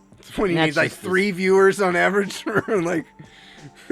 First of all, don't make fun of my dog watching my stream. And second of all, 50 follows is a hard hump, okay? Is it? If you create your account and then 50 days later, I guarantee you have 50 followers because of bots. Yeah. You don't even have to stream. 3 viewers. 3 viewers. That's you again in another browser or on your phone. On your phone using data. And 1 Boom. viewer. You can get 2 from 1 IP address, so you'd be you Yeah, twice. that's what I'm saying. If you got your browser and then you take your phone out and then your TV, there you go. There's your 3. Yeah. You don't even need a person. Yeah, launch Boom, affiliate. Yeah, launch Twitch on your PS4, affiliate. It's true. Yeah. That's so true. Affiliate is too easy. And it's fine that it's easy. I'm okay with it being easy. The missing piece of the puzzle for me is the talent scouting that Twitch needs to do. I agree with you. It needs another tier. There needs to be between partner because it's such a big gap between partner and affiliate. Like the viewership requirements and everything else. That's a pretty big gap if you think about it. Yeah, it's way too big. 3 viewers to what is it? Basically average 100 every day you stream. I mean, yeah, come right. on. Yeah. Like, yeah. That's they say so 75. They say 75 to make people feel good, but we all know that internally it's 100. Well, record labels do this. Record labels go and they talent scout. They go to clubs and they get information from people about, you got to check out this guy. He's at this coffee. This is how Jewel got discovered. Some, Radio 91X or something was the DJ was told, or whatever, the host of one of the shows was told, you got to check out this chick playing guitar at this coffee shop. She's got like, a few, Whatever. like 60 people constantly showing up to watch her sing her songs. And that's how she got discovered. Right. Like, why is Twitch would do nothing but benefit Twitch to find new talent in this space and work like a record label would. Yeah, I agree. But to Gone Fresh's point, he's saying, feel like the point is to get your basic subs. No, what it is the lock-in exclusivity contract. No, he's not wrong. I mean, it does get you that, but it's also to bake the person into Twitch. Like, once they get a feeling of being locked in Twitch. It's this, so Twitch can make more money. That's what affiliate is about. Yeah. It's so Twitch can make more money.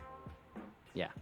It scoops up everybody. The exclusivity clause doesn't even get exercised properly. Well, it doesn't. But I'm just saying that people feel like they're locked into Twitch. That's there to protect Twitch. Yeah. That's all that is. But it's there.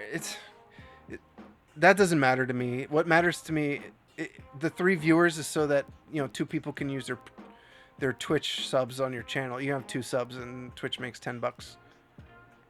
Yeah, it's true. No, I mean I know that's what that why it's or that $5 low. whatever. It is. Non-affiliates cannot legally. They can do it, but Twitch you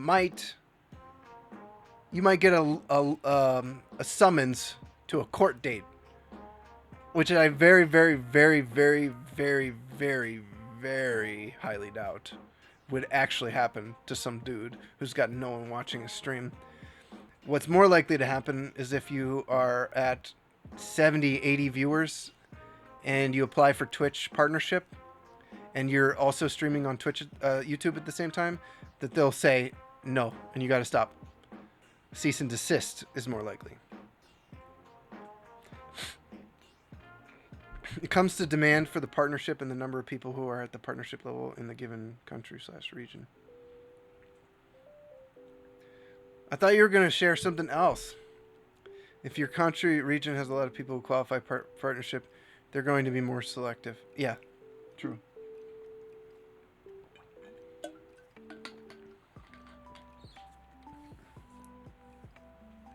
Speech to text. Yeah, that's fine.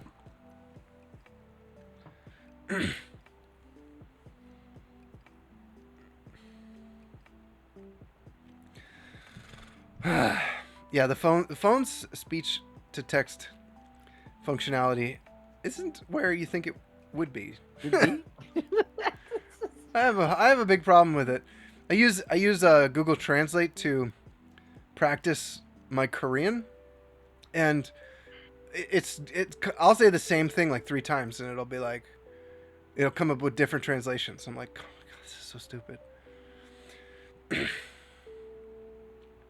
They don't want people to get partnered then drop below partner numbers because that makes the partners look bad. Like, the amount of partners I've seen. Well, they should just unpartner them.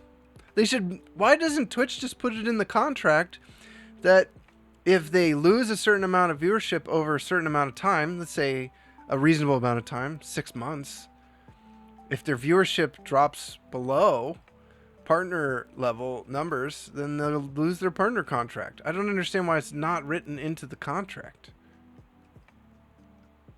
Instead, they just let them hang on to partner and just look bad. Like, mitigate this. I follow a couple partners that I've had more viewers than them, and pretty sad, really. Don't know what happened. Obviously, something did. I mean, this could all be automated. You just trigger it so that a list gets created based on how many people are partners with this amount of viewers. Oh, look, this guy's streaming to like 30 people. That he's back down to an affiliate level. It's been like this for 6 months. And then start the conversation. Hey, so stream seems to be, your numbers seem to have dipped a lot. What do you think the reason is for that? It doesn't make sense. They're not doing anything to prune their garden. They just like plant all the flowers and then they water them. They don't even water them. They just let them grow. Whoever grows grows and whoever doesn't. It's really weird. They'll water like these plants only, and that's like the front page people. Like I said, the way that they're doing it right now allows for the most toxic and the most abrasive streamers to just get the most attention. They don't do anything to prop up the smaller streamers that would skyrocket given the right opportunities.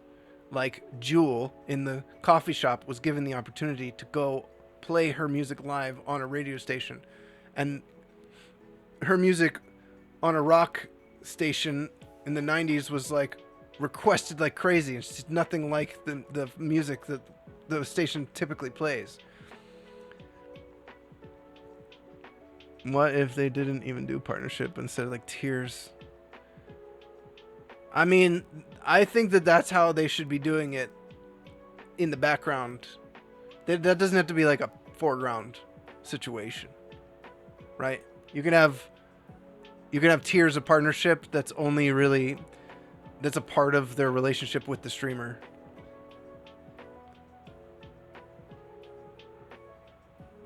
A handful of the last top streamers I've watched were just watching YouTube. Can't create content, browse content. Dude, it's kind of telling how important YouTube is.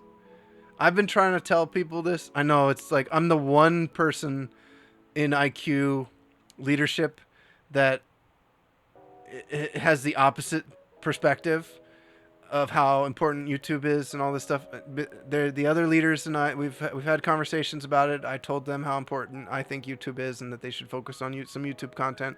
I think YouTube is the other part of this job. I think YouTube is the other part of this job, streaming. I agree. I really do. I don't think there is just a streamer anymore. No, I don't There's think so. streaming is a part of what YouTubers need to do, and YouTubers and streamers need to do YouTube. I think that, Yep. and I think that's always been the case. I think there is an argument that didn't even need to exist, but was being had, which was you can grow on Twitch without doing YouTube, and I do think that that is true. That you can grow on Twitch without doing YouTube. I don't think you should. I No. think that's a bad idea. You're putting all I your eggs into one basket, which is it's a bad business strategy. So Yeah, it is. You got to diversify. It's always about diversity. yeah, And also you're using YouTube's algorithm to help you grow. And even if it's like less than 1% of your subs go to your Twitch, I mean, people are you like, know, oh, they're like, well, nobody. YouTube's so hard to grow. I'm never gonna grow on YouTube. But you're not even really trying. First of all, second of right. all, the amount of YouTube viewers is insane. It's Yes. absolutely insane how many people are on YouTube. I haven't put out a video for months and I still get like 1 or 2 subs a month. But I only want to do Twitch. Why do I got to do the hard work on YouTube? I have trick. This is not a problem. This is a perceived issue. It is not a real issue. It is so incredibly easy to just take a section of your stream and highlight it and put it on YouTube. That's it. You make YouTube content while you're live. Do it live. Do it live. You have literally no excuse. Do it live. Your YouTube video, no one's saying you have to have a highly edited YouTube video. No one's saying you have to have an intro and a script. No one's Thumbnail. saying any of that. The thumbnail is the only thing you really do need to do, but that's not that hard. You can do that. And sometimes if your content on Twitch is good and right, you can make the thumbnail using. You can do that on Twitch too. You know? Yeah. That's not that hard Frame. to do. Yeah, just select the right frame. That's right. Or export the frame using VLC or something. There's plenty of ways to do it. You could literally make the thumbnail in OBS and export it as a PNG. Just take a damn screenshot. Do it live. There is literally no excuse. You do it live. Yes, you want to eventually have an editor or be able to edit the videos yourself. Yes, you want to move to edited content eventually. Yes, but you don't need to do that to get started. You just have to start putting YouTube videos out once or twice a week, 3 times a week for your best bet, for the best bet possible. But once a week is totally fine. God, I made a YouTube video last week.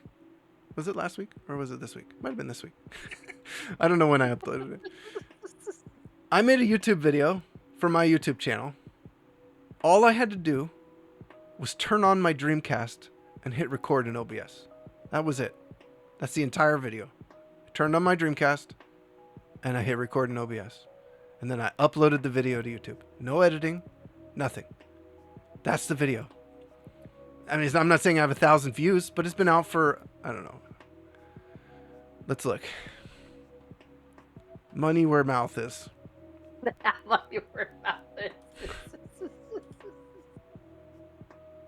I used to export my highlights on the reg, and I stopped. I don't like that.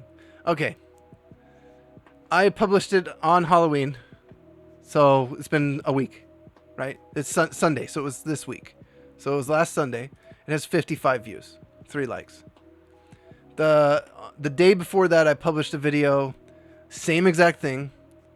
Just turn the Dreamcast on, hit record, 168 views, 4 comments. This is brand new content for me, by the way. This is not like my YouTube channel. I have like 130 maybe subs on my personal YouTube.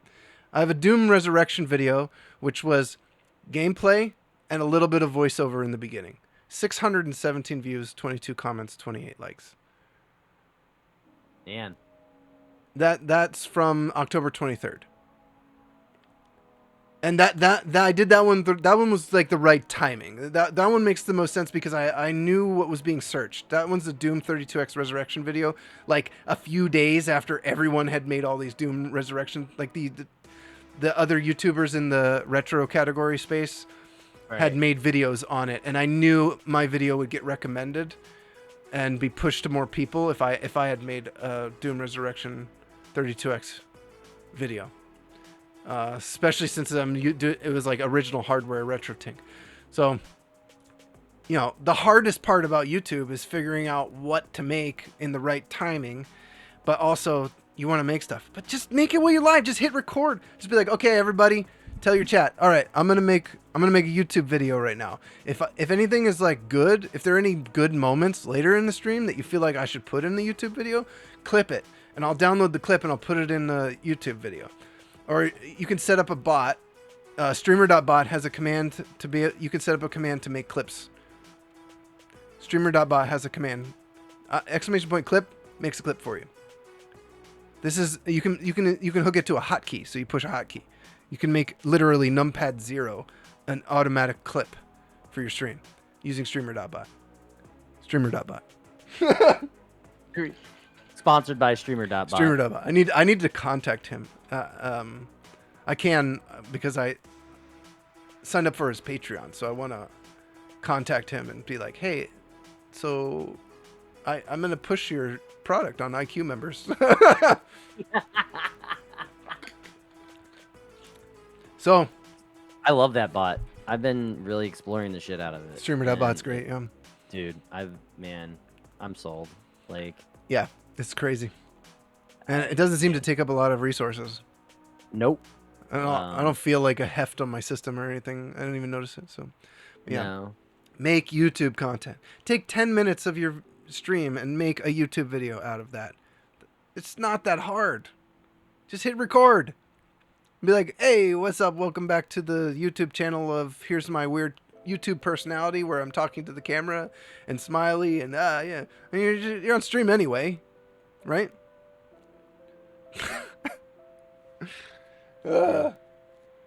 10 minutes of your stream for a YouTube video.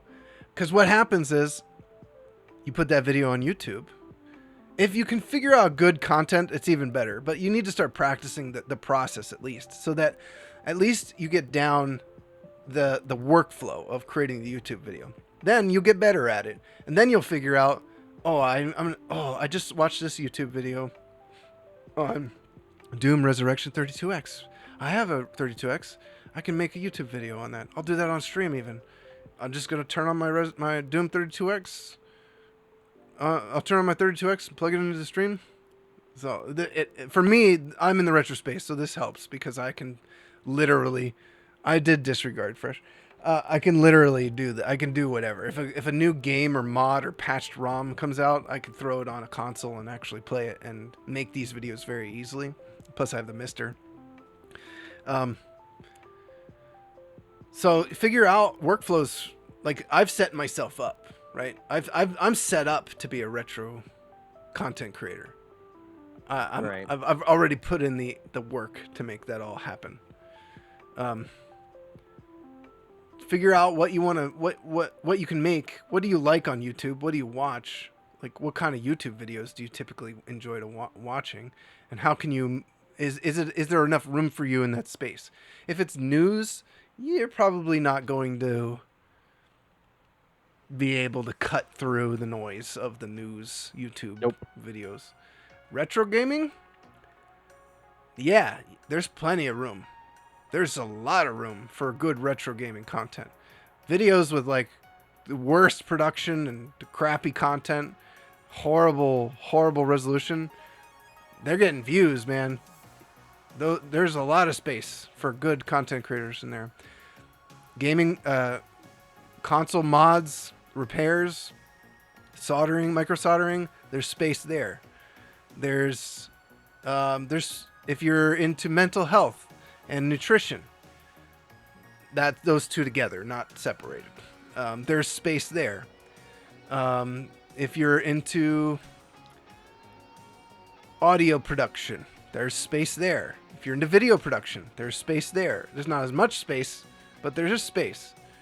If you're into tech and product reviews, there's space there. Not as much space, but there is space. You got to find a niche. That's where a niche is really helpful. I think people get overwhelmed with the whole list of things they need to do, and that they don't even do it right in the thing is, you just got to get started. That's what I'm saying. Turn on your stream, hit record, make the YouTube video. That's the first step. You don't. It's like you don't turn on your stream the first time expecting it to be perfect. You got to approach YouTube the exact same way. Just make a bad YouTube video. Start with the bad ones. I have hundreds of bad YouTube videos. If you looked at my video list, they're not published anymore. How many videos do I have on my YouTube channel? 106. I have 106. You know how many are published? I don't. Not 106. Less than 30 are published. I have 130.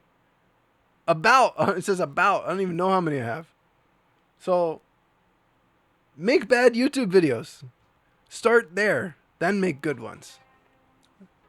I would show you guys, but I don't even know if how embarrassing these are. I just read The One Thing by Gary Keller, and it's enlightening. I don't know who that is, but that sounds fun.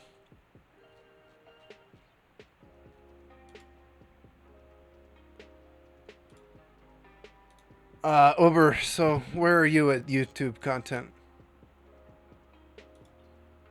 Did I lose Ober?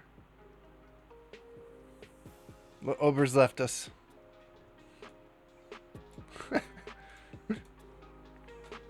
How much YouTube does everybody watch? I consume a lot of YouTube. I wake up. Within minutes of waking up, I'm pretty much watching a YouTube video. I'm watching. It only takes me about 30 seconds to check Instagram, because I only really care about like one person who's posting on Instagram. I mean, I'll see the other ones, but meh. I'm not that interested. I only want to know if my favorite person has posted. That's it. That doesn't take long. Twitter, I'll look at for a little bit more time just to see what's going on and notifications and stuff, but that doesn't take that long usually. YouTube. I'm onto the YouTube videos like right away. While I'm cooking breakfast, while I'm eating breakfast, I'm watching YouTube videos. I think since I woke up before the stream, I probably watched like 30 or 40 minutes of YouTube already. Like, if you look at my YouTube history.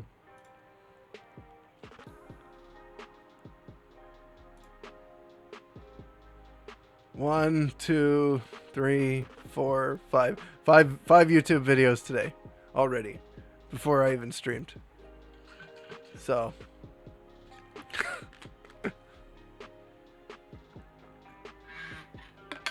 are you back, Ober? Yeah, I had to take the garbage out. You're good. Where are you at with this YouTube thing? Me? I think it's a great idea with YouTube. I think, like I said, I used to do it like haphazardly lazy with the export option, even though, the export like ruins the video or whatever. Oh, the quality is horrible. So bad. So bad. But I definitely think it's a very important piece. And yeah. I don't. It is. Go ahead. I think it's overwhelming though, and especially, because like people get caught up, like you said, into it. Because I mean, there's like so many meta things that people hear about what they have to do on YouTube. But I mean, I don't know, maybe to necessarily grow, I don't think you need to do everything, like you said.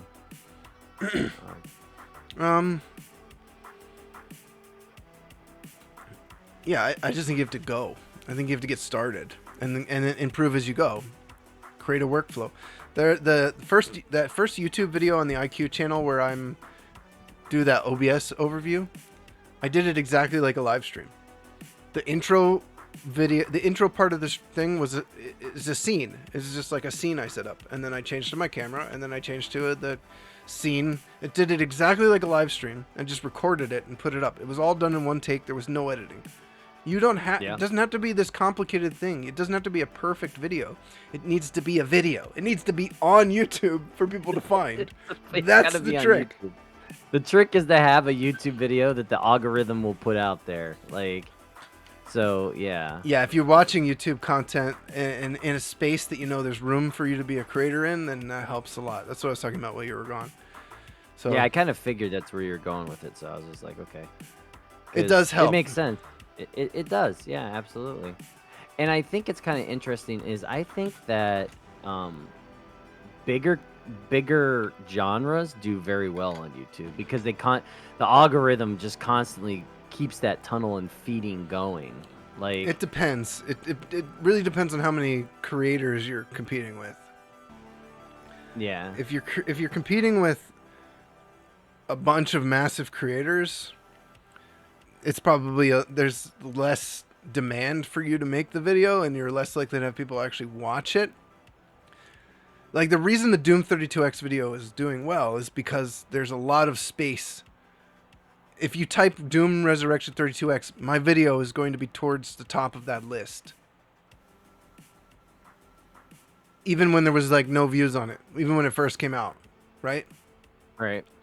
That's the thing that helps. That and the fact that you go to watch one of these other creators that you know is already seated in the space.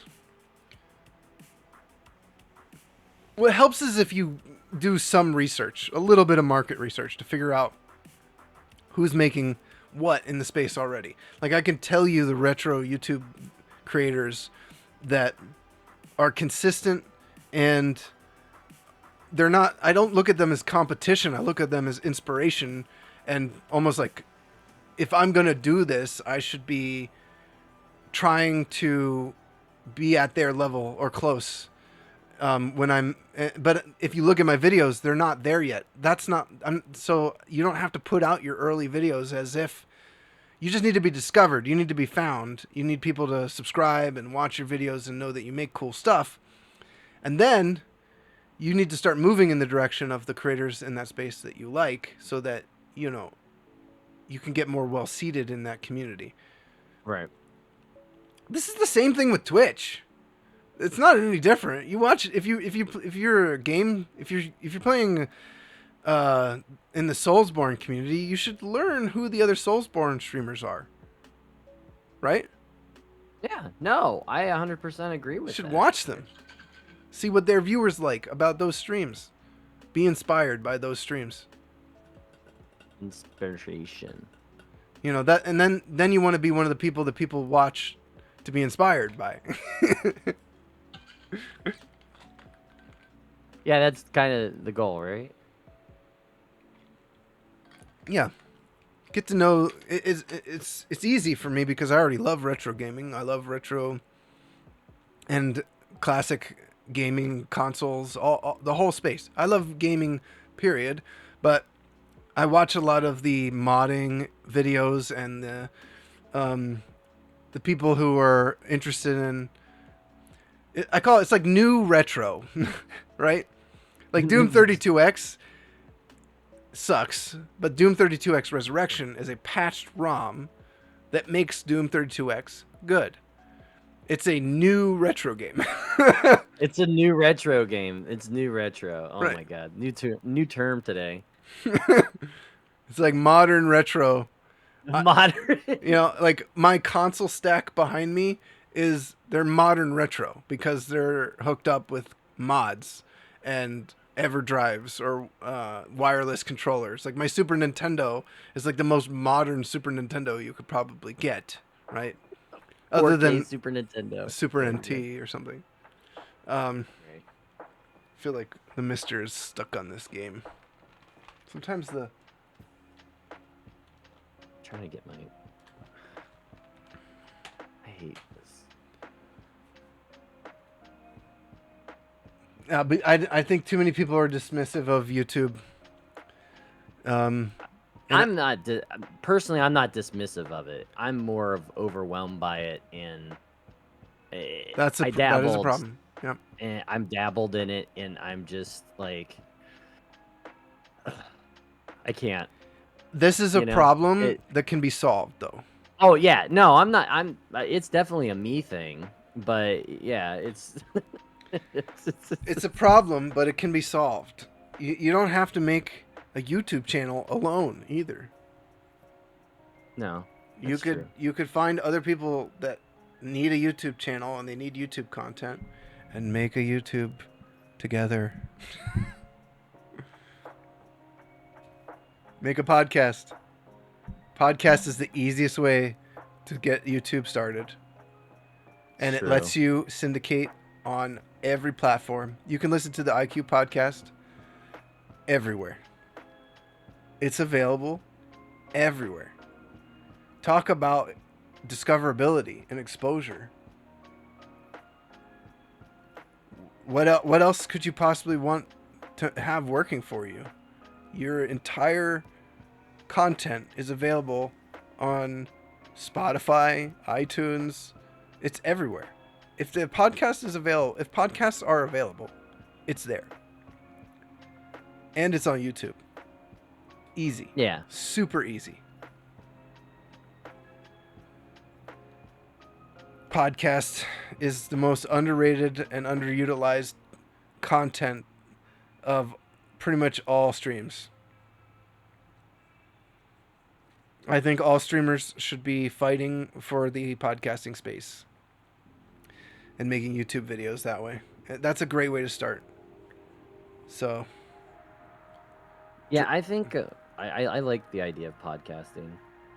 I think it's a pretty cool idea. it's so much more low effort than It is. It really everything is, else. honestly. I've actually like thought about it, and I'm like, well, I think I would want to just talk to somebody, because it would remind me of when I would have open PSN chats with my community a long time ago, and we'd have 4 or 5 people just bullshitting around and talking about random stuff and theorizing and stuff like that. It was a good time. Podcasts are they I mean even the IQ podcast, which nobody knows about, gets listens. And the idea, I think a lot of people get kind of defeated too easily. You know, they'll do a podcast for like 2 months and nobody's really watching it, nobody's really listening to it. And that's enough for them to stop, to kind of give up. I actually started before I did Twitch. I had a podcast. That podcast, this was like 2015. We were paying for SoundCloud, and we were hosting it on SoundCloud, and then it was syndicated from there. That podcast was terrible, and it had it had a lot of activity, a lot of listeners all around the Really? worldwide. Yes, it was. We only did like, I don't know, 18 episodes or something, and we had like thousands of listens. So it was once a week thing, and I saw how powerful the podcasting thing was, and I tried to move those people to Twitch, but I didn't do it very well. My whole beginning of Twitch journey was very rough. It's a bad idea. I did it very badly. It's all right. No, it is all right because I learned a lot of things doing it badly. It's a learning experience. Mm-hmm. So, but going back to the original point, I don't think you can be just a streamer. I don't think that exists. In fact, at any level of success, you're gonna have to do more than stream, right? Yeah. Oh, absolutely. No. Yeah, you definitely need to create an external content, whether that be Twitter, TikTok, YouTube. Pick your platform, but you have to diversify. One, because you don't want to be beholden to the Twitch gods, or the Twitter gods or the TikTok gods or the YouTube gods. You have, if you're going to create content in the space, you need to put your content on multiple platforms, because you never know when the wind's going to change and you're going to be canceled on one of those platforms for whatever reason. That's Or the ultimately, platform dies, or the platform or you dies, don't want to be there anymore. right, like insert excuse here, or whatever. But yeah, if you're gonna do content creation full time, or you're really trying to do really well in content creation, you got to go all in. You got to create it everywhere, whether that's 30-second TikTok videos, or 8-minute, 10-minute videos on YouTube, or I still think YouTube's king and oh, key. it is. I think it is. It's got the biggest audience of all the social platforms. I would say YouTube, and then maybe TikTok. TikTok's like really easy to go viral on, and it's meta TikTok to me bars. seems harder to keep up with, actually. It is. Oh man, I think the pressure of TikTok is higher than YouTube. it is. I was talking to somebody, and they said that they stopped doing TikTok videos for like 2 days, and their viewership went down to like 80%. Like they lost. It punishes you for Yeah. not uploading every day. Whereas YouTube will let you restart. Yep. Yeah. YouTube is more forgiving in that portion, and I think TikTok does push people to burn out fast. Yeah. And The pressure is much higher. And like I said, I think a lot of streamers could just make their YouTube video while they're live. And that would be enough, at least to get started. So, all the algorithms are a mystery, and they'll remain a mystery because they're constantly changing. they don't want someone to game the system. So And it is always shifting. The algorithms don't stay the same. They get more complex or simplified over the years, and that shifting around of the algorithm is a part of the whole thing. This is why making the content is more important than figuring out the algorithm, because that's going to move around. One day a video that you already have could take off. So just go. just go, man. Just go. Yeah. It helps if you can find a space that's, I don't know, less competitive, but also like there's more of a demand, right? There's a lot of people looking at that stuff and kind of browsing it, like it's more browsable. Like the Doom 32X video is very browsable. People in the retro community are typing into the YouTube search bar Doom 32X. It's not like as many people that are typing in, are vaccination safe in the search bar, but it's enough people that those There's people could, if you interest have in a it. video there, that's going to get you a few hundred views on that video. So that you don't, I think you don't want to aim so high that like you're going to be buried by the thousands of other creators and news organizations or whatever uploading a YouTube video. You got to find these like areas of where there's room for you and people are searching for that stuff. That's why the best one for me is retro gaming. I don't know any other space that's as seated for content right now. And the retro gaming community only gets bigger too. It doesn't get smaller. I mean, people die, I guess, but the consoles continually become more retro as time goes on. The PS3 is basically becoming a retro console, right? And it would be acceptable within the retro community to watch a video on a modded PlayStation 3. Like they have more crossover between somebody who's interested in an RGB SNES modded console and the RetroTink 5X and a modded PlayStation 3. Like that's the same person is going to watch all that content. So you've got a wide reach there.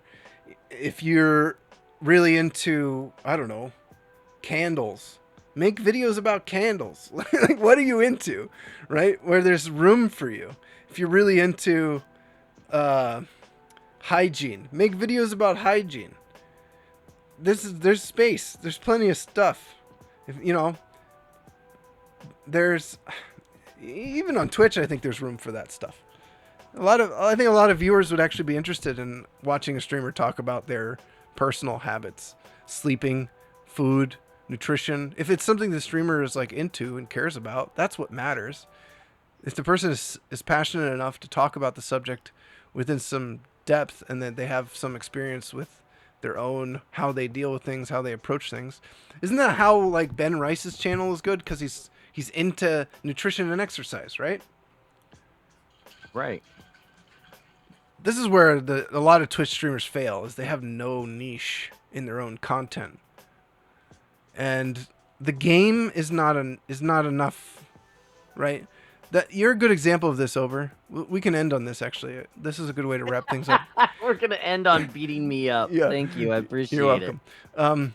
You relied too heavily on the Let It Die community for your stream to be successful, right? it. Yeah. That's fair to say? Yeah, I think that's There's fair. no defensiveness. No, I'm not defensive. I know what happened. I'm not. Yeah, I know you know what happened. You relied a little bit too heavily on it, and I don't think that the things that you set up for your stream to be like fun and have like the jokes, like all the little jokes with the bot and all the creative stuff, that stuff for some reason, I did the same thing with my stream. That stuff just doesn't hook people the way you think it would. Yeah. Isn't that weird? Yeah. You like set up all this fun stuff on your stream, and it doesn't really hook people. It's because people are they're not really there for that joke, that moment. They're there because you're interesting, right? It's better when you're interesting, and people want to listen to somebody who is an interesting person. And nothing is more interesting than when somebody is like kind of passionate about something and has something that they want to share that may be helpful to other people. I could probably talk for 4 hours about just like personal care, like how I treat my body, the kind of products that I use, the difference between how I felt mentally as somebody who didn't really ever floss, who didn't care about hygiene as much, just cared just enough not to smell bad, versus like I'm using that, I use this product, I use that product, I use this, that, whatever it is, like the difference between that is more interesting, I think, to viewers. Like when you have a personal stake in it, and it kind of hits like a more embarrassing aspect of things that maybe you don't want to talk about in real life. That stuff people want to listen to. It's kind of like, yeah. If you talk about how you used to smell bad and you figured out a way not to smell bad, that can help. Absolutely. See, there's ways to bring value to your stream and to your content that have to do with like who you are as a person, and it starts with that too in a lot of ways. If you're like kind of a boring, sluggish, don't care, what are you bringing to the stream that people want to watch? Does that make sense? Yeah, I get it. Like if you just show up and you're just some dude that shows up and just doesn't give a shit, what are people going to connect with there? My pretty face. Your handsomeness. Oh my god, you're so handsome. Handsome. I'm so handsome. I'm proud of my handsome. Handsome.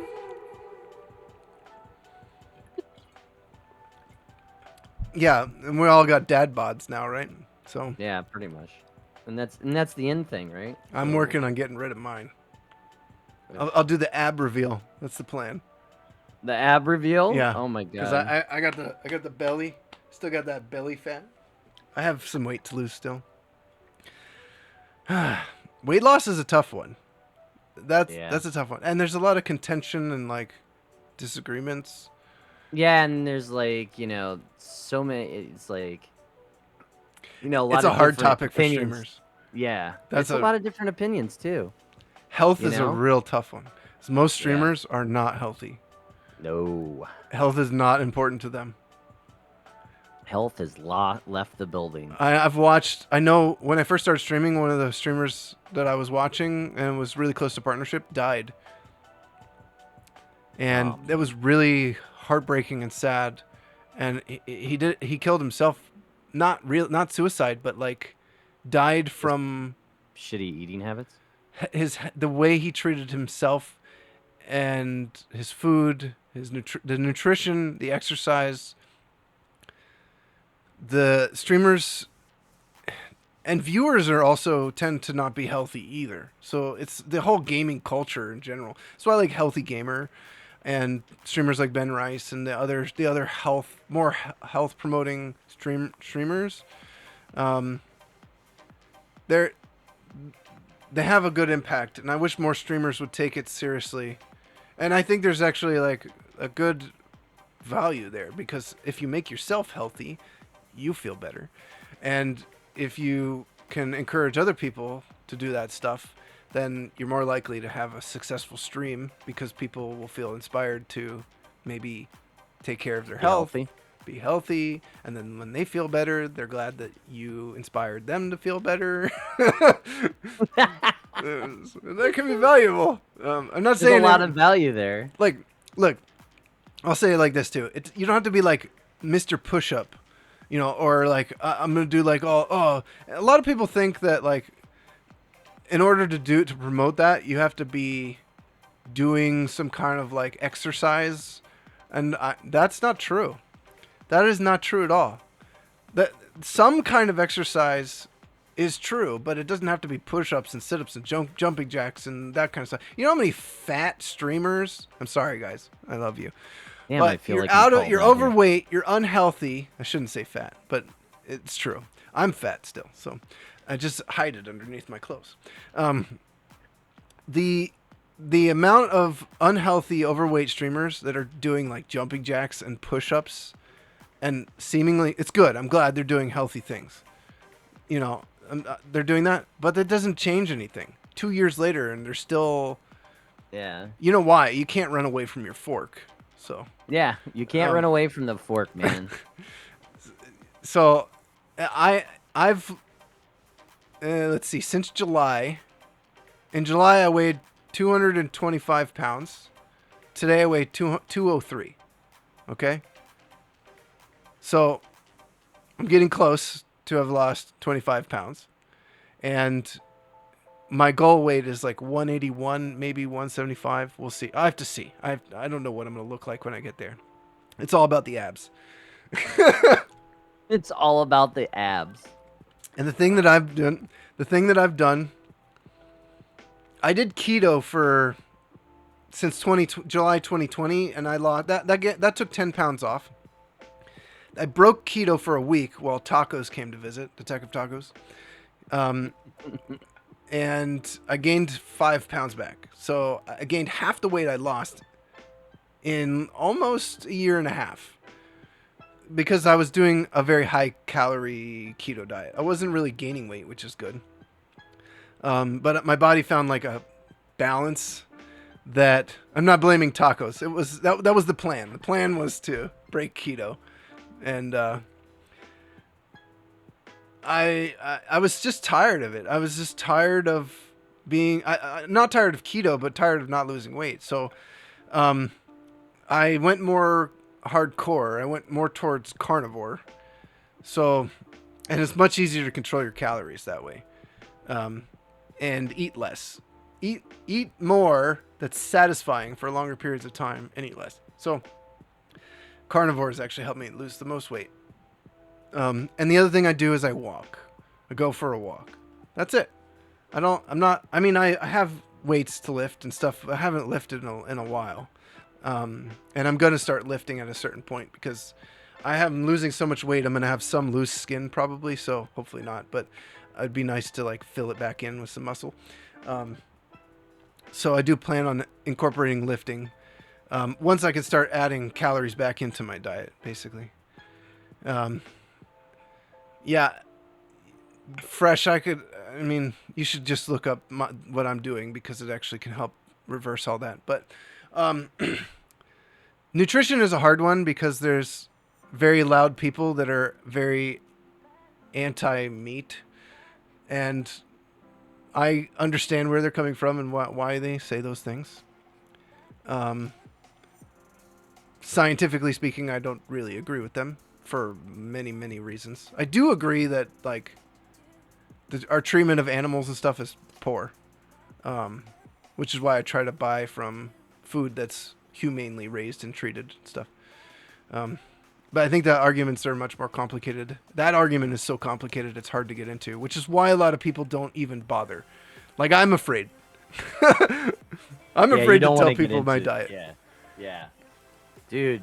Yeah, man. Seed oils are like the devil. They're the biggest issue. If there's one thing I could tell, because it's really hard to tell people to go carnivore. That's where contention lies. A lot of contention. But it is much easier, and everybody can kind of agree with this, no matter what part of the spectrum you end up on. Seed oils, vegetable oils, are horrible. If you get them out of your diet, you will lose weight and you will get healthier, 100%. Seed oils are bad. Carnivore helps with thyroid issues, helps your body with all kinds of things. There's other reasons as well, but seed oils, if I could tell people to stop consuming one thing, it's vegetable and processed grain seed oils. Soybean oil. That shit is so bad for you. It is killing you. It is giving you Alzheimer's. It is giving you dementia. It is giving you diabetes. It is killing you. That is the stuff we started eating after like 1981, and it made everyone sick and obese. It's the thing that is killing everybody. Seed oils. This isn't even a debate. The science is way out on this. We're way past the discussion. The research has been done. There is no health benefits to eating high omega-6 oleic oils. There is literally only detriments to your body. It is toxic. It is not for human consumption. And it is so unhealthy, you should literally never put it in your mouth. Ever. Ever again. You should have everyone around you should stop as well. It is killing you. I can say that with great confidence because I've done like thousands of hours of research on this topic. And it is without a doubt horrible. Horrible. Do not consume soybean oil, vegetable oils. They oxidize under heat. And in order to create those vegetable oils, they have to heat them up many, many, many, many, many, many times, like 5 or 6 times, different stages of heating to get the oils out of those plants. In nature, you would never eat that many soybeans all at once. You would never, it takes like pounds of sunflower oil, sunflower seeds to make tablespoons of sunflower oil. You would never eat that many sunflowers in your entire life, let alone in one meal. Olive oil is good. It's healthier. It's definitely healthier. But butter, nothing beats butter, tallow, that as far as health. Olive oil is okay, but It still oxidizes under heat. It's less oxidative, and it's got linoleic acid, which is healthier than the oleic acid, but heating it does create more of the problem. So olive oil is okay. It's better if you don't heat it. If you put it like on salad or eat it on foods and it's not cooked with. Olive oil is okay in that regard. It's better, way, way better than canola oil and all the other crappy oils and stuff. But the best cooking oil is probably avocado oil and just butter. Just grass-fed butter. Just go to Aldi's and get the Irish grass-fed butter. It's like $1. It's super cheap, and that butter. You know what I've eaten to lose weight? I wake up every day, and I make 3 to 4 pieces of bacon, and 3 to 4 eggs. That's breakfast. It sounds like an amazing diet. Every single day. Beef, butter, bacon, and eggs. That's the diet. Beef, butter, bacon, and eggs. Every day. I had Yeah. two ground beef patties yesterday. That was my So dinner. to summarize, you're calling me an unfunny, fat. Yeah, you're not funny. You're fat. Not What else interesting. can we do here? Over how else can we degrade you so that the rest of the day you are in a self-reflective state of semi-depression and anxiety, and just thinking, man, Sonny hates me. No, actually, people who care about you talk about this stuff. It's the people who don't care about you that don't talk about this stuff, right? They just let you Right. be. I'm not. They let you get cancer, and they let you get diabetes, and they They just let go, you. well, you do you. You do you. It's the people who care about you that say, please don't eat toxic foods. Please don't eat toxic. Please, please. Honestly, streamers who take care of themselves are more likely to succeed because this is a rough business. You need plenty of sleep, you need plenty of water, you need plenty of electrolytes, you need healthy, non-processed crap food to get out of your diet, and you need to eat whole foods, and you need to go for a fucking walk. I shouldn't cuss, but that's how I feel. Yeah, it It's makes also sense. hard for me not to cuss. Ugh. And if you need motivation, there's plenty of YouTube videos about how to be healthy. Just be careful of the people who call themselves doctors that aren't really practicing doctors and kind of just like are overly entertaining on their YouTube video. Oh, hey guys, welcome back to my YouTube video. I'm Dr. Doctor. Let me tell you guys. Oh, yeah, that's fine. Oh, yeah. Oh, I'd be a little bit more careful. I'd go for the more boring YouTubers in the nutrition space that are like, Yeah, because then you know they're actually legit. yeah, I'd be like, well, what's healthy for you is they did this study and like the little bit more boring. There's some people in between that are good too. So I could give you guys recommendations if you want on people that I like, but